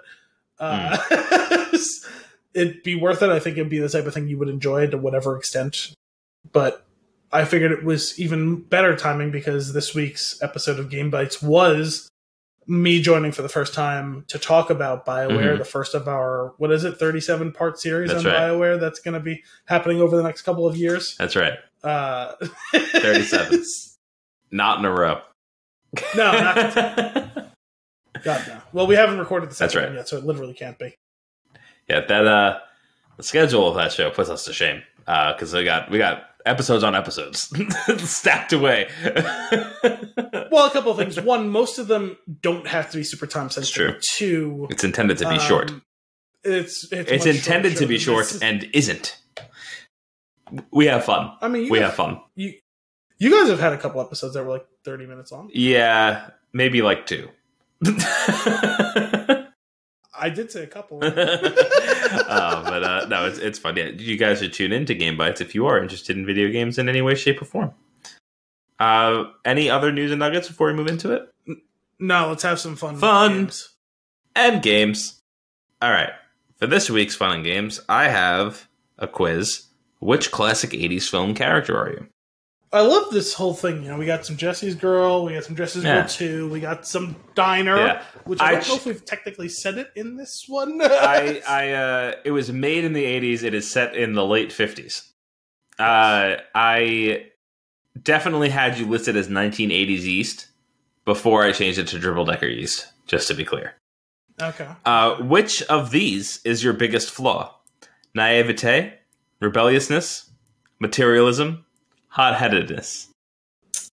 I don't think any of those is particularly a big flaw for myself. I have plenty of flaws, but I wouldn't say any of those are. Sorry, it was naivete. What was it? Rebelliousness, materialism, Hot-headedness. I guess rebelliousness, technically? Okay. What can you be caught doing on your day? Shopping, dancing, going to a museum, going to an adventure park. Going to an adventure park. I'm assuming that was on the day off. It just says on your day. It's not a very good quiz. I never said that it was. Let's go with an adventure in a Prius. I don't win often. I enjoy a nice trip to Six Flags or whatever once in a while. So. All right. In high school, you were known as the nerd, princess, dancer, ditcher. The what? Ditcher? Oh, like ditcher class. Got it. Whew. Again, this is not exactly all encompassing. Princess. Let's go with nerd. I wish you were like, I guess we'll go with dancer. I was like, more on that, please. I probably would have been more likely to be known as princess than dancer. Which 80s car would you be seen driving in? BMW, Ferrari, DeLorean, Chevrolet 57. Let's go with it. Yeah. It's the only right answer on that list. Which of these words best describes you? Classy, confident, generous, strong-willed. Which of these describing the best you said? Classy, generous, strong-willed, confident. Let's go with generous. Okay. Choose your ideal date. Romantic candlelit dinner in the park. Flamenco show. Dinner at a fancy restaurant. Rock concert. I guess dinner at a fancy restaurant. Okay. It's Friday night. Oh my god, the picture they chose for this question is Sexy Chocolate. It's Friday night. What? Are you not familiar with Sexy Chocolate? I don't think so. Of Coming to America? That sounds... That's the name of the band that they're singing, I believe the children are our future. Teach us well. You remember that? And he then wants applause and holds his hands up and he goes, Sexy Chocolate! And he drops the microphone and walks away when nobody claps. Oh, it's beautiful. It's Friday night. Where are you? On a date? With my family? With my best friend? Out partying? Well, lately it's been with my family because of the pandemic. Okay. Choose a song. Twist and Shout. Time Bomb Town. I've had the time of my life. Don't you forget about me. I don't know what that second one was. I'm going to go with Don't You Forget About Me. Don't you. Calculating results. What are we going to get? Oh, nice. You got Marty McFly. Oh, right. Interesting. You got Marty. Just like Marty, you are a fearless and courageous. Full stop.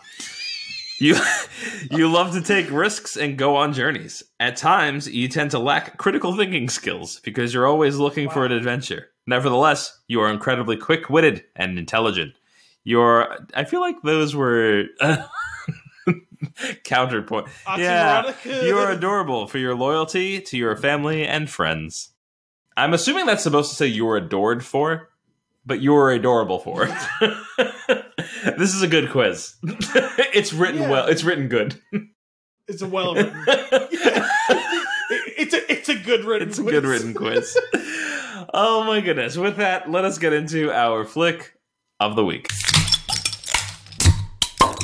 Diner, released in 1982, rated R, in an hour and 50 minutes. Your IMDb synopsis. A group of college-age buddies struggle with their imminent passage into adulthood in 1959 Baltimore. It's actually a perfect synopsis. Al, why don't you kick us off with your tweet-length review? Sure, I'm just pulling it up on my phone because I forgot that my computer didn't have it up. Right.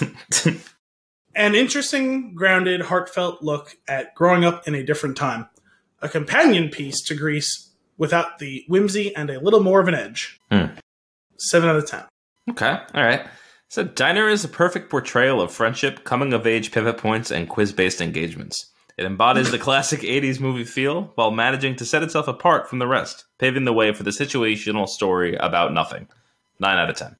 Yeah, it's funny if you say paving the way because this it feels like, and chronologically it is among the first of the 80s movies. Before, like, quote-unquote 80s movies was a thing. Yeah. Like, I'm sure someone's going to be able to think of a movie that came out in 1981. Sure. That's, one of the classic 80s ones. But it's a good enough jumping off point as any. Yeah, like, I'm just thinking, like, 82, like, this is chronologically before a lot of, like, 16 Candles, Ferris Bueller, like, all of, like, Goonies, like, all of those movies, I'm pretty sure came out from, like, 84 to 88 or something like that. Yeah. Yeah, no, for sure. I feel like it's like one of those movies where you're like, you watch it, and the only way that you can describe, like, I feel like you would describe other movies as a diner-like rather than the other way around. I guess technically that's what I'll start having to do, just because, like, that chronologically now feels right. I gotta say, I ultimately was a little disappointed about this one. I was expecting more. It sounds like you got more because you gave it a 9. It was a good movie. It was fine. I enjoyed it. I don't know if I just had a preconceived notion of it. I think I thought it was going to be funnier. Okay, that might have been part of it. And it had a couple of chuckles throughout it, but it wasn't a comedy. No, it has like a weirdly real feel to it. There's something about it that really it hit home the first time I watched it, and then upon rewatching, I actually found it funnier the second time, remembering where things were going and how it was playing out, and like really getting to like not like worrying so much about what the next scene is and kind of living in the scene, because like there's a lot of really great stuff, especially with Paul Reiser, that's really funny. Yeah, it's funny because this is the type of movie where I'm not going to feel super compelled to rewatch this. Like, it's the type of thing, if I'm clicking through the channels and nothing on and it's on, I would throw it on and watch for sure. But it's not something I would have, I haven't watched Diner in a while. Like, let me sit down and watch that, Gotcha. But I could see, with the benefit of hindsight, how rewatching this would probably help deepen your appreciation of the movie. And you have me at a disadvantage because you've seen it twice and I've seen it once. And I remember you bringing it up on the show when you saw it. Was about a year ago, maybe? It's funny. I had this conversation with Kim. It was like 4 years ago that I had seen it the first time. Oh, really? Because I remember you bringing it up on the show, and I don't know why I thought it was tied to when you had watched it. I think something we were talking about related to it. I'm pretty sure, but I vaguely remember the scenario of flipping through. There was a point when I lived in the apartment in Lyndhurst, down the block from Medieval Times, as you know. Yeah, so that was definitely before we started recording the show. Yeah, so. And I remember sitting there. I was flipping because I was going through this phase of like every couple of nights flipping through, because we had cable at the time, and we had like all these on-demand channels of like what's on here, and finding movies that like I had either heard about or the synopsis sounded good, and just putting it on and just like diving in. I was giving myself like kind of like 5 minutes to find something, and then just playing something without digging too deep. And I think it's funny that you mentioned that, because didn't I say something about that on recently in regards to to Netflix watching, and you're like, oh, there's so much. I'm like, no, you got to do it. Like, this was the time I was actually doing pretty good with it. Like I had actually seen a bunch of movies in a row that way. I saw this. I saw The Rock. I saw like Dinner with Friends, I think, was another one that I really enjoyed. Like every one that I picked, I ended up enjoying, and it was because I was going off synopsis alone. And then on top of that, maybe taking a peek at who's in it, because that was like a good way to determine whether or not I'd be interested. And I read the synopsis of this. I was like, this feels like a movie that is like right up my alley. And then I watched it when it was over. I was like, how have I never seen this before? Why is nobody talking about this? That's what I was thinking. And then I started hearing about it everywhere. Fuck, what was the name of that? I just heard that recently too. There's a name for that term, and it's there's a term for that like phenomenon. Mm-hmm. Totally forgot what it is. I know it's a term that I like. You know, everyone like has heard it, mm-hmm. and like you're like, oh, that's what that is. You know what I mean? Which is kind of funny considering what it's in reference to. It's the something effect is what it's called. And mm-hmm. I don't remember what it was now. Yeah, but it's funny because I went through that myself, because I had never even heard of this movie. At least I don't think I had ever heard of this movie before you mentioned it on the show. And then a couple months later, I heard it come up in an interview.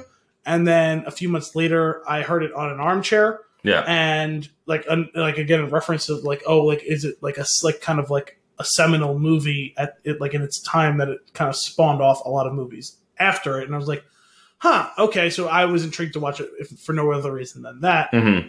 I think I discussed that feeling a few weeks ago when we talked about when I had seen North by Northwest for the first time, and how I would like to deepen my knowledge of those things.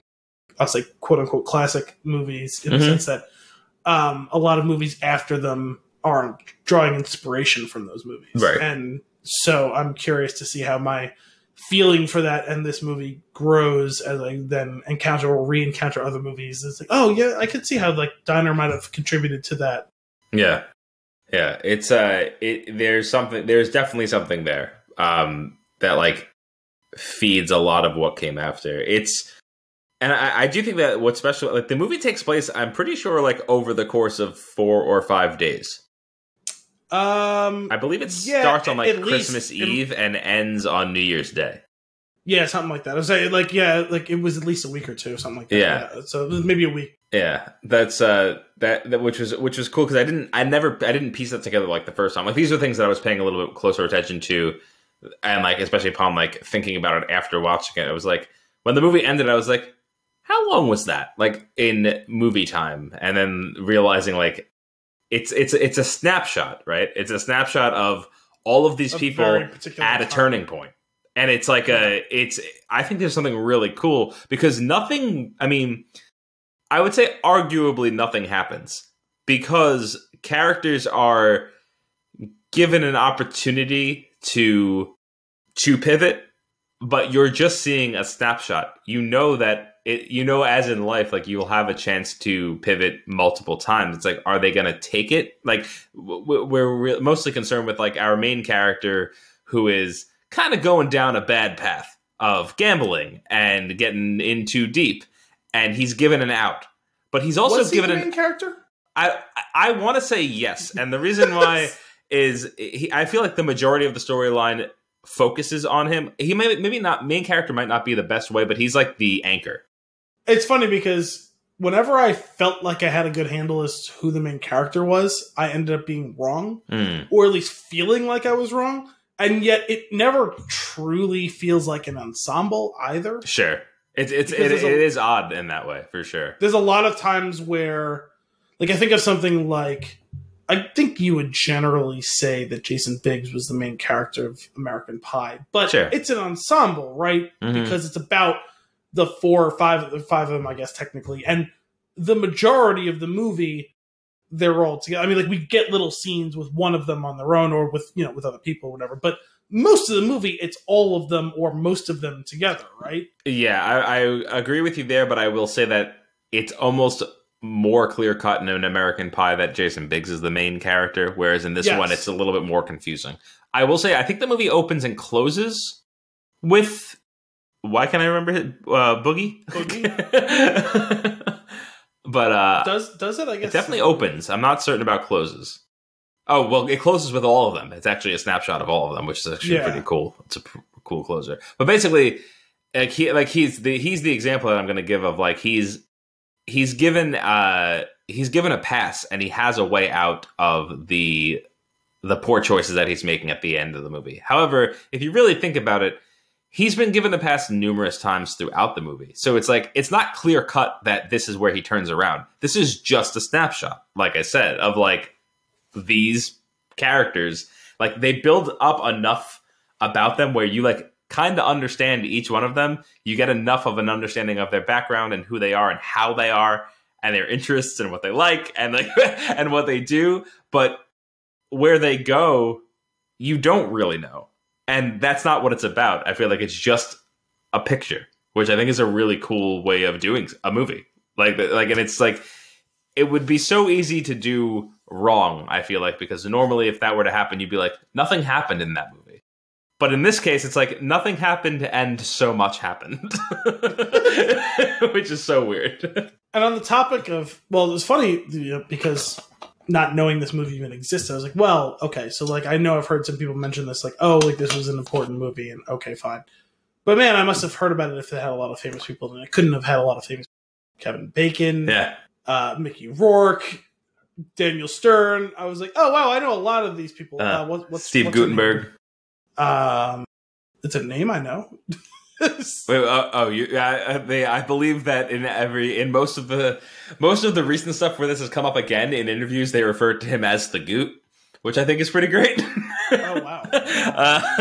We also I'm not familiar with Daniel Stern. That was fun. I was like Marv, Paul Reiser, who was great in this. Like I mentioned it earlier, but he's really funny in this movie. That's another name that I know, but I'm not like. I wouldn't say that. He was in the sitcom Mad About You. Okay. Which I didn't watch, but that's Helen Hunt. I believe so. Yeah, and then he's also. Let me see. What else is in? He's in Aliens as Burke. He was in Whiplash. I definitely don't remember. Beverly Hills Cop. Was he the friend who gets killed? Who was he in Beverly Hills Cop? Jeffrey. I don't remember. Yeah, I was gonna say I don't remember who it was. Like, was wondering, was he the friend who gets killed at the beginning of the movie or whatever? Yeah, I do not. I don't remember because it's been a minute. But also, actually, on that note, we are going to have to be doing those movies soon, and Brian will return for Beverly Hills Cop for sure. Why is this? We were both fans of it when we were younger. Well, so was I. Actually, it's funny. That was one I was thinking about recently, where I've seen that movie the first one, so many times, and it's probably been 10 years since. Yeah, I'm with you, and I feel like it'll be a treat to rewatch. Like I feel like I've seen that movie 30 times. Yeah, and all of them were between the age of like 10 and like 18. That's right. That's fair. Oh man. Yeah. So yeah, he's Paul Reiser. I was reading a couple things on the making of this movie. There's a pretty lengthy oral history out there that you could read, which is pretty cool. But there's a lot of talk about like improvisation. It's not coming out. I'm not gonna try again. Improvisation. I know how to say it. I can't say it for some reason right now. So sometimes you need to hear it so that you can just mimic it. It's not being allowed to come out. So we're gonna leave it there. The improv scenes, we'll do that. How about that? That he does. So one of the things I was reading was how the scenes shot at the diner as friends were all done at the end, specifically to allow the characters and actors time to get to know each other, to feel like friends, so that they can have a good time. And if you're watching the movie, those scenes feel so natural. They feel like you at the diner late night with your friends. Yeah, I would say point to, in particular, the argument over the sandwich. Oh my god. Just ask me. Just ask me. Do you want a piece of my... I'll give you a piece of my sandwich. Just ask me if you want a piece. that really got me. And I'm pretty sure I've watched that exact exchange in the past.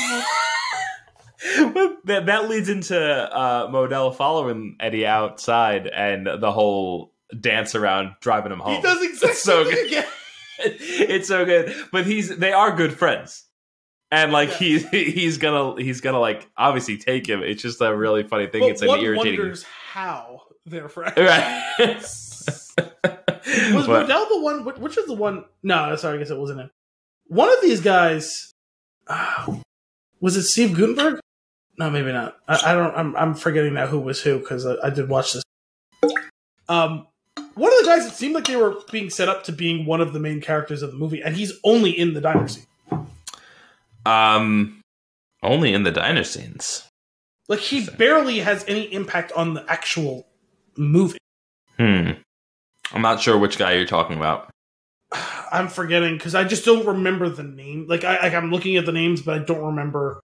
Like I remember all of like the boogie stuff. Mm-hmm.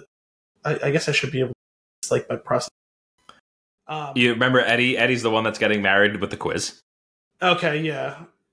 There's a guy that is Eddie's brother, Eddie's best friend. Not clear. He comes home at some point during the movie, and I assumed that it was his brother, but it wasn't clear. That was Billy, right? Yeah. Yeah, he's not his brother. It's just like best friend that went away. Yeah. Okay. Yeah. Oh, so can we pause on him for a second and how he has this built-up vendetta against the people that jumped him when he was playing baseball when he was a kid, and he is taking them out one by one? Yeah. That was something. So I'm looking back at it. I'm pretty sure it's Modell. Modell is like not in the rest of the movie. That's a good point. You're right. He is in. He's in the diner. He's in the diner scenes. That's it. Yeah. And he gives the speech that ends the movie. Sure. I'm just saying, like, he's basically not in any other of the scenes. Just barely. He is in, like, he's there during a lot of it. He's just not. He's there during some of it, but he has no lines during any of it. Not much. No. He has no storyline. Mm-hmm. Yeah, that's interesting. Cause I remember, like, the way the first couple scenes of the movie going on, it seemed like he was going to be set up as one of the main, and then like I was halfway through the movie, I was like, where the fuck is that? Yeah, you're right. He's not. He doesn't have he's just kind of like a supplemental piece to everything else going on. And then like they have another diner scene, and he's there again. I'm like, okay, yeah. And then he disappears. And I'm like, where the fuck is this guy?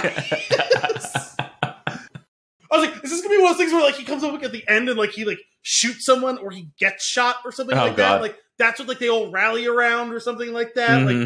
Like, nope, he's just gone again. And hey, look, there he's back. He's back for the end of the movie. And like, I was like, where the fuck has this guy been the whole movie? Yeah, that's funny. I didn't think about that, but that's absolutely true. He's really not. He's not in any of like the core. Like he has no core storyline. He's just a friend. No impact of the group. On any of the other core storylines. Yeah. Oh, that's weird. Anyway, that's kind of funny though. What do you have some favorite scenes? Hang on a second. Let me consult my notes that I don't recall writing. Oh yeah, I'll tell you one of my favorite scenes just because I had like a revelation in the middle of it. It shouldn't be my favorite scene because it's kind of fucked up, obviously. I'm just gonna pose a question to you. Did Boogie invent Dick in a Box?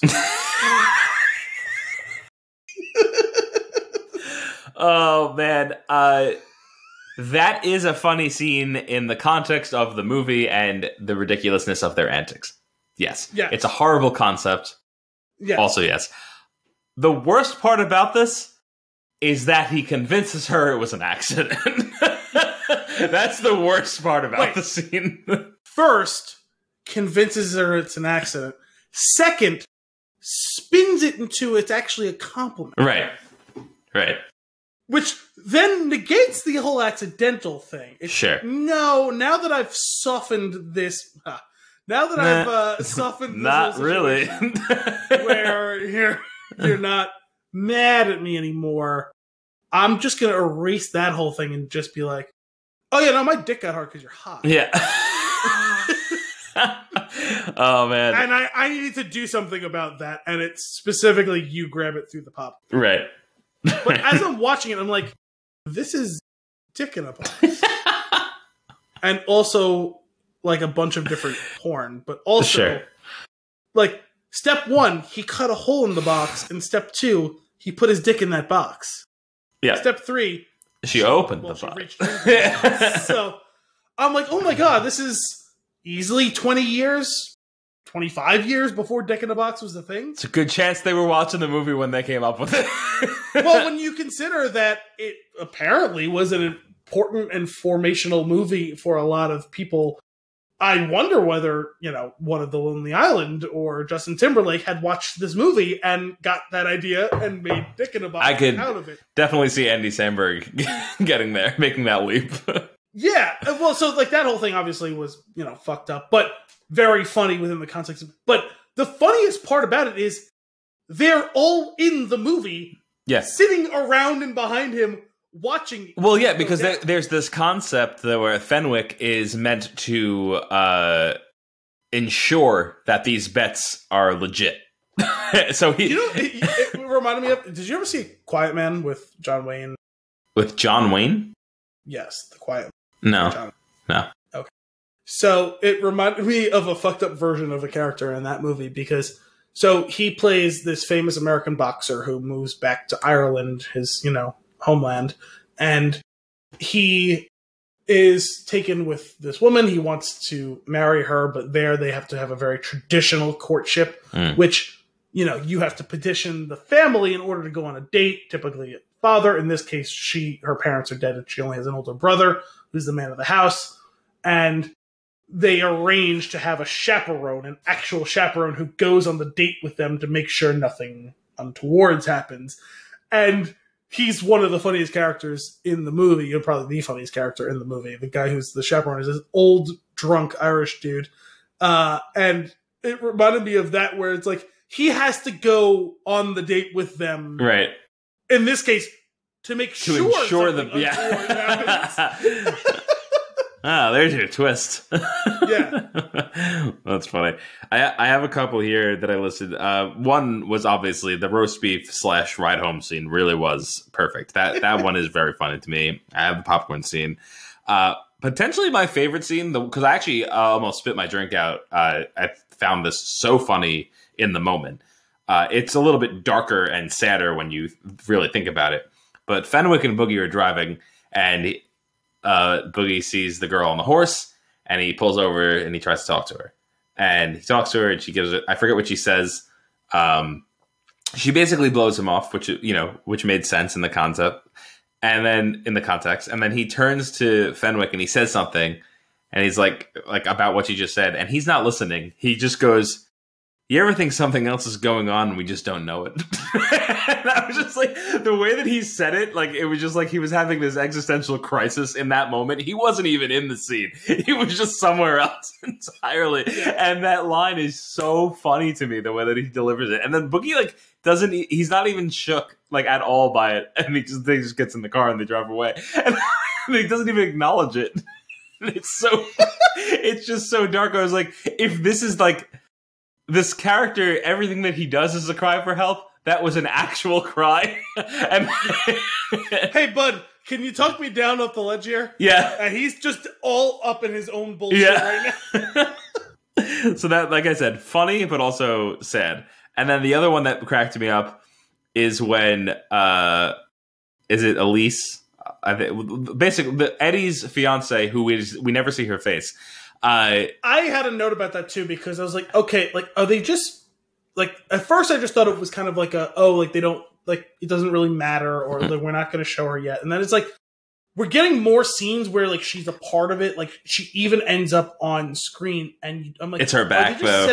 Are you just setting it up for a big reveal where it's going to be a cameo of someone famous or something like that? Nope.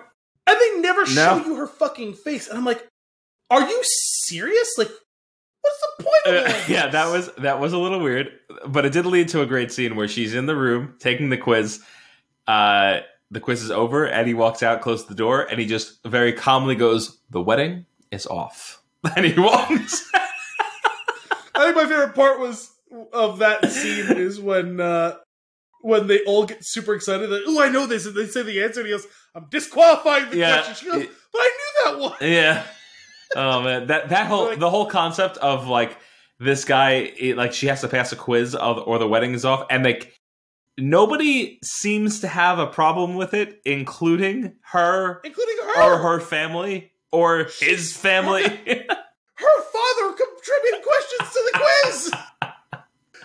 How has he not sat her down and your fiance is a fucking right? Why are you marrying him? All right, and they had the cult's colors at the wedding. Yeah, well, I mean, that's fine. That was funny. That part of it's fine. If that's all it is, and it's not the cult logo, if it's had the theme to be the color of it, that's the type of thing where it's okay, the wedding's all about her, that's the bone she throws to him type of thing. It's okay, whatever. Just how at no point was she why the fuck am I marrying? You are insane. Right. We're painted this picture that he's somehow the catch in all this, and he's such a douche. Yeah, we know nothing about her. Right.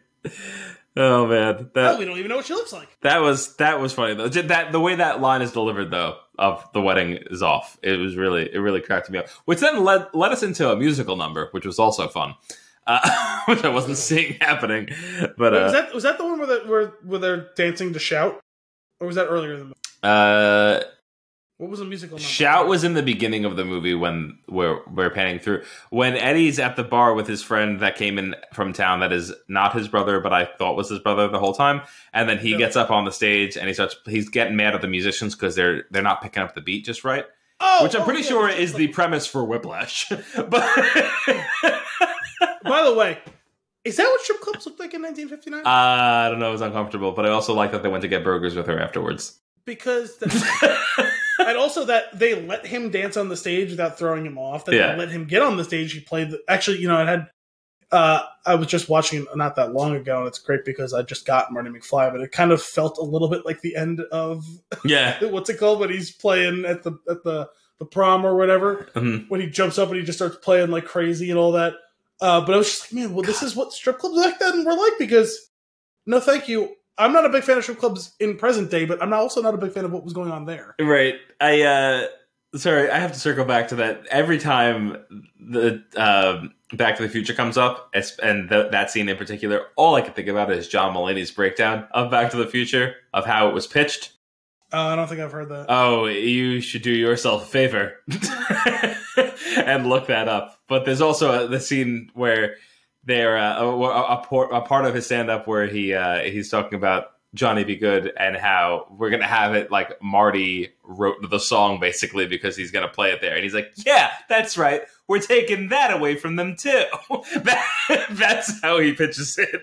I was going to say it's a bit on the nose as far as appropriation. Yeah, it's a great teardown and celebration of Back to the Future if you ever get a chance to listen to it. See, when I think of that scene, I always think of Family Guy when Peter goes back to the 80s and he ends up accidentally marrying Molly Ringwald, and Lois marries Quagmire, and they have all the kids, but they're all Quagmire's kids, and they all have his chin. That's right. And they all giggity when they laugh. And there's the whole prom scene, but instead of doing back, they go back to was it Never Gonna Give You Up by Rick Astley, and the guy calls up Rick Astley and he goes, "It's your cousin Marvin Astley."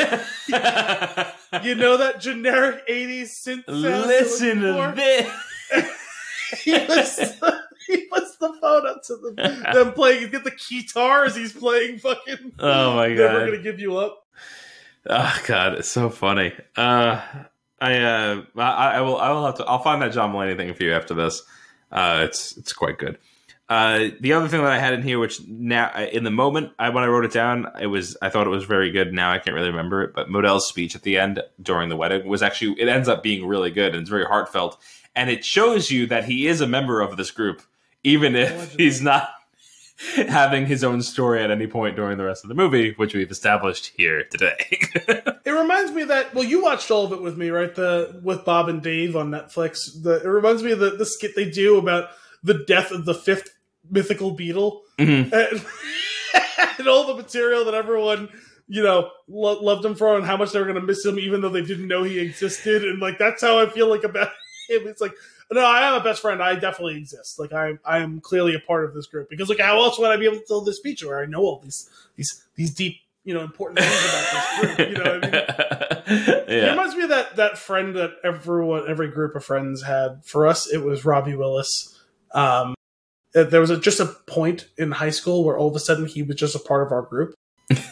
And nice. I remember the conversations like, how did this start exactly? Explain it to me like I'm 5. Because I don't recall inviting him. You didn't invite him. You didn't invite him. We've never hung out with him. Where did he come from? How is he all of a sudden at our things at all times? And like, he was fine. I didn't hate him. No one hated him. He was fine. But that was it. He was just perfectly fine. He didn't bring anything to the table. He didn't really contribute. He was just there. And we were never sure how he got there. That's great. And it also spawned another entirely weird separate thing in which my friend Alex, friend of the show, Alex, I don't even remember how this got started, but for whatever reason, eventually his penis became named Robbie Willis. Perfect. And in order to distinguish which Robbie Willis we were discussing, if the name came up in conversation, that one was the one with personality. Oh, God. It's horrible. So someone would say something about like something, etc. Robbie Willis, and someone would go from across the room, wait, which one? The one with or without personality? It's like, oh, didn't Robbie Willis say something about that? And he's like, which one? The one with or without personality? That's great. Oh, man. It's too much. Something dawned on me while you were telling that story, and that is that we always say, friend of the show, I'm really looking forward to the one day where you reference someone and then say enemy of the show, because that'll be a story. Oh, I can make that happen.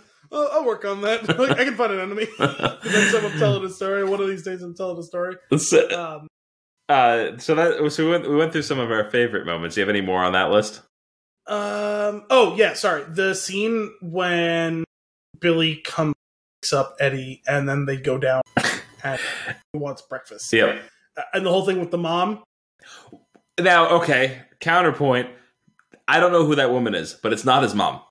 Is it not? It's not. I think it's his grandmother, which is weird because the age is not right. But well, it's one of those things where like older movies where, and you know, it's more of a thing with actresses, but it's a thing with some actors as well. I mean, Wilford Brimley is the most famous one where, you know, people would be like 40 and like they had one foot in the grave on screen. Yeah. You know, I think of people like Wilford Brimley, who in Cocoon was like 50 years old and he was playing like a 75-year-old man. Mm-hmm. I think of the mother of the kid who dies in Jaws, who she looks like she's like 65 years old and she's like 40. Mm-hmm. In real life at that time. Like I don't know what was going on in that like block of time between 75 and 85 where people weren't that old and on screen they were so old. Yeah. So if you told me she was his mother, if you told me she was his grandmother... Well, I think they make a comment about his parents being away. So... No, Billy's parents are away. That's his mom. That's Eddie's mom. Is it his mom? The way that conversation goes, I feel like it's not. Yeah, no, which also, though, super weird for what was going on at the time, because Billy comes into town. Was he in the military or is he away in college? I forget. He's at school. Yeah. Okay. Yeah.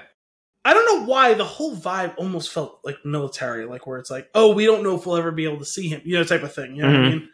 But he shows up and he says, oh, yeah, I decided to surprise Eddie and come in a couple of days early or whatever. And she goes, oh, that's so nice. She goes, you know, your parents are at the shore or whatever the fuck she said. I forget. Okay, and that's when I was confused, where I thought like she was like the grandmother. That's where all this is coming through. Where I thought she was the grandmother and that he was Eddie's brother, and that he was like surprising him. That's why I was all messed up. No, she's Eddie's mom. You're right. And he's Eddie's best friend. And she. But how weird is it that she's telling him his parents are out of town? Why doesn't he know that? Why isn't he telling her that his parents are out of town? Well, yeah. Well, I guess my guess is that like because it was a surprise and she didn't know he was coming either, it was probably just the first thing that she thought because, you know, his parents aren't around. No, but and, like brought it up. Wouldn't he have called his parents to tell them? Maybe hey, maybe not. He's a little self-involved. But wouldn't you expect that you'd need somewhere to stay? I don't know. It's a few days. He obviously had some plans. I don't know. Maybe he was going to surprise them too. Well, sure, maybe. It was just a weird dynamic. Yeah, no, it's. I mean, you're not wrong. I'm just that she's telling him that her parents, like, he's been home for 12 hours, yeah, including overnight. Yeah, and he doesn't know where his parents are, and didn't call the police and ask where they are. Like, she has to inform him. Oh, don't worry, your parents will be back. They're down at wherever the fuck they were. I'm saying the shore. I don't know if that was actually what it was. Like they were clearly on vacation or something like that. But that whole scene where he's trying to get breakfast out of his mom and just their banter and Billy like, I'm not a part of this, but also I'm a part of this. And I don't know. And then she's like threatening to stab him with a very large knife. Yeah. And it reminded me of some of the conversations I had with my mom. Thankfully, she's never brandished a knife at me from that close. Sure. She has threatened to stab me before, but never got close enough in which it could even be a 1% chance that it might happen on accident. I have had other things thrown at me that aren't knives, but are shoes. Fair enough. I've been hit with spoons. Okay.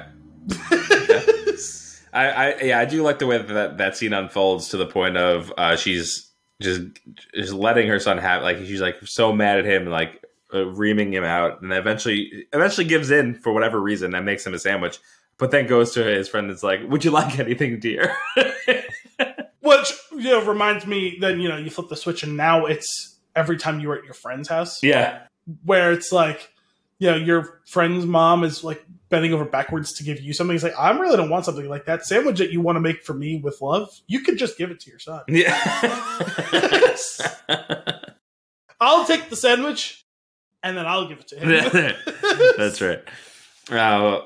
So I also just want to dive in. I have a couple listed here under least favorite moments, two in particular. One, I understand we're showing the depth of how messed up Boogie is, but that whole thing where he's got one of their other friends' wives wearing a wig to pretend that, so that he can collect on a bet, so that he can pretend that it's somebody else. That whole thing was dirty. I didn't really like. Well, it shows you how terrible of a person he is. Yeah. At least at that moment, Yeah. like I guess he technically comes back from it. Yeah. But then he tells her the whole story, and she's okay with it. Like, I don't know, like weirdly okay.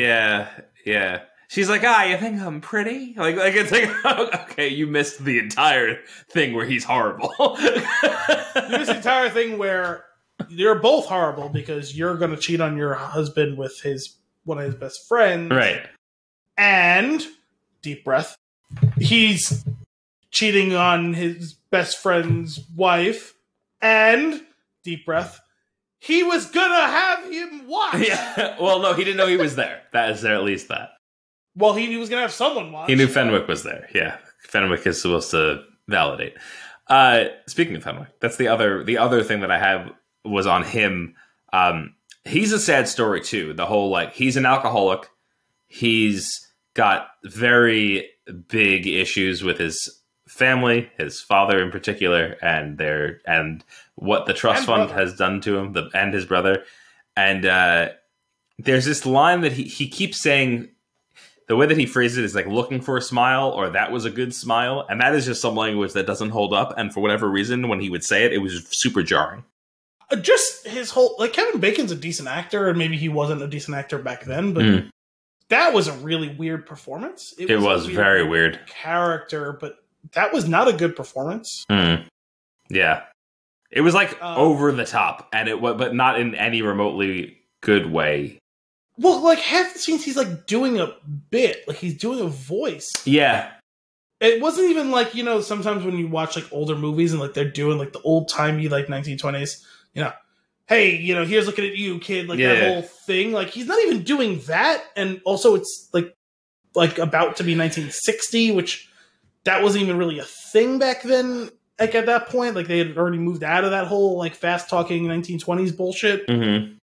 Yeah, no, it's weird. Granted, like, it's a lot of these people's like first or very early performances, so like I understand. It was just a weird execution of that character. But, like, that's on like direction where it's like, Kevin, what are you? You're rating it, rating it, buddy.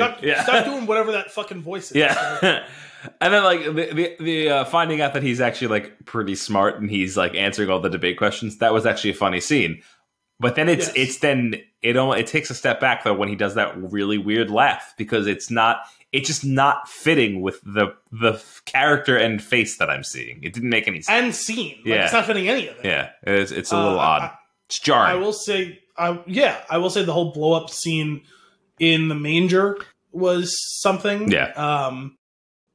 It was a little on the nose when they all get sent to jail and then their parents are picking them up. Oh, wow, he didn't even have it. Did you know he didn't have anyone to pick him up? Oh, wow, it's so sad. Everyone else got picked up. He's not getting picked up. I was like, okay, we get it. Like, honestly, you didn't have to say it at all. We get the idea. Yeah. To show everyone walking out with this one's dad's a little bit upset. This one's like, whatever. And then he's still in the cell. You know what I mean? It was about as subtle as in Goldmember when he yells, "Deadbeat dad, daddy didn't love me." No, I didn't. No. You just said didn't. Didn't. Did not. So stupid. There's one other thing that I failed to mention under favorite scenes, and that was the random guy that appears in the diner and I think once on the phone. Who, Modell? Nope. The other one, the other guy that is just spewing movie lines. Yeah, what the fuck? That was great. Although going back to the American Pie thing. Is that where they got Sherman from? Maybe. Right? Because like that guy's whole thing was from one particular movie. I don't even remember what the movie was. That he was so obsessed with that the only thing he said was lines from the movie. And Sherman became the Shermanator. That's right. All of his lines was from Terminator. That's right. No, man. That's so ridiculous. That was funny. There's one scene that goes on particularly long in the diner, and it almost seems like they just dropped him in to do it without telling the other actors because their reaction to it is perfect. But overall, it's funny. I had a couple of thoughts on some stuff with just like, well, for one, like again, not knowing that anyone was in this movie. Sure. What happened to Mickey Rourke? Something after this. Because I had to look him up because I didn't know that's who that was. Yeah. And it's not just his face, which is obviously dramatically different than it was then. Mm-hmm. Like, so much so that he doesn't look like a person anymore, let alone that specific person. Would it have fixed it for you if he said, "Where's my bird?" Well, that's the other thing. He sounds like a different person, too. Yeah. He's like really soft-spoken. Yeah. Like, with like a voice like 3 octaves higher. Yeah. Than it is. And forget about when he's playing that terrible Russian character. Like any other movie I've seen him in the last 20 years, he looks and sounds like a totally different person. I don't understand. Even go back to...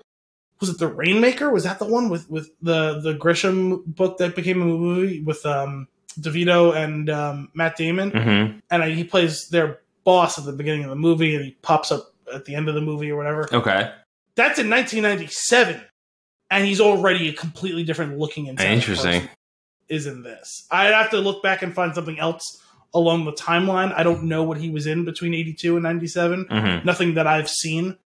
But the earliest chronology I can think of, like after Diner, is The Rainmaker in 97, because then there was like Sin City and Man on Fire and Iron Man and The Expendables, and like those are all well past that, and he is like a totally different person now.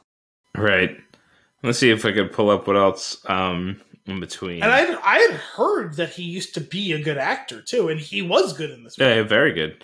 Oh, he was in The Pope of Greenwich Village. That's a good movie. I never saw it. We should do that one day. I have no idea what that's even about. I've heard of it, but I know nothing about it.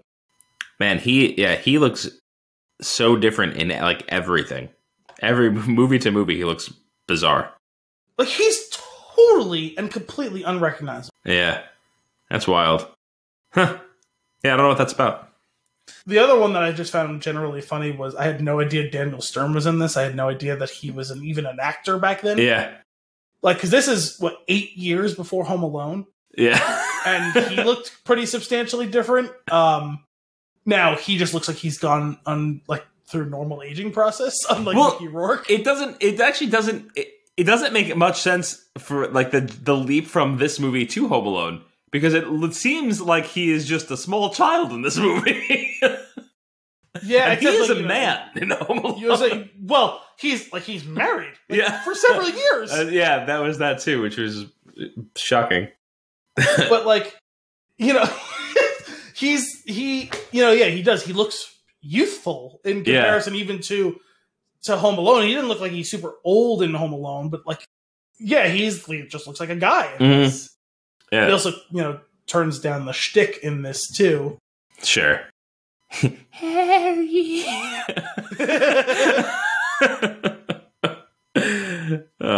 Any other notes? I just, other than the one during the scene where I was watching, where they were dancing to shout, I was like, wow, the second most famous dancing to shout in all of movies. That's right. That's right. Oh man. No, I thought the interplay between all the guys was really good. Yeah. I thought that there was some fun interactions. I thought that it was, a good job. I mentioned the thing about Grease, where for whatever reason, this movie reminded me of Grease. I mean, I know it's a couple of years separated, but it's similar time frame of 50s-ish, where like Americana is kind of going by the wayside and we're becoming a new version of what the country is and what like it's all about, what growing up is all about, where they're kind of on a cusp of growing up themselves, but also what that means exactly is going to change within the culture of this country at that time. And Grease tackles some real things, right? Like the potential pregnancy of what's her name and all that. This obviously goes way more into it. Some of it's a little sensational, like the whole thing with Boogie trying to fuck his friend's wife. Sure. But, other than that, I found this to be kind of like the more grown-up version of that movie. And that's not a bad thing. I found it to be an interesting parallel. Yeah. No, I can see that. No, that makes a lot of sense.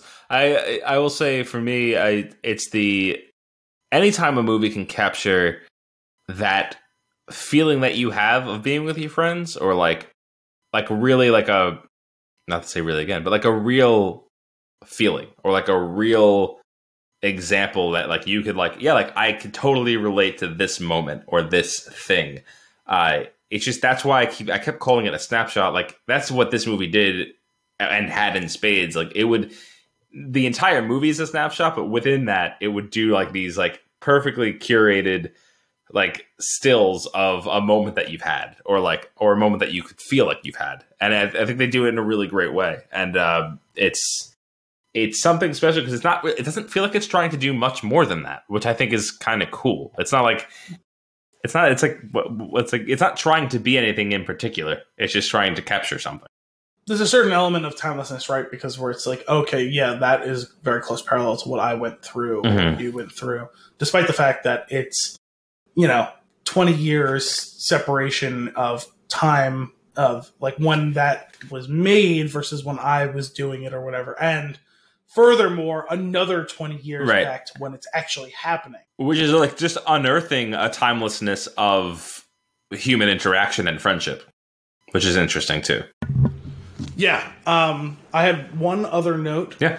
Just kind of an amusement. I don't know if it was an Easter egg. I don't know if it was just a fuck up. I don't know if it's because of well, no, it couldn't have been about the time in which it was going on because the movie was made in 1982. But I forget which of the guys says it. It says something about their parents going on vacation to Cuba and how wonderful it is. And I was like, oh yeah, it's back in the 50s. It's like, well, no, this is 1959, which is literally the year that the communists overthrew the government in Cuba. And I was like, well, maybe this is... Nope, this is Christmas. This is Christmas. It's the end of the year. It already happened. No one would have ever been going to vacation in Cuba in Christmas of 1959. Wait, who went there? No. One of the guys, I think, was saying that their parents was going there. Oh, okay. Cuba is supposed to be so beautiful and amazing. I'm like, you know what's going on at this point in history. I was just thinking, like, I really hope that that's the thing that we missed this whole time, and that's where that one guy's parents are, and they're not coming back. Oh, God. They're dark. But yeah, I was like, what a specific thing to get wrong. Like, that is literally the year it happened. It's not like it was like 1961 where it's like, oh yeah, like that kind of happened. It's exactly what it happened.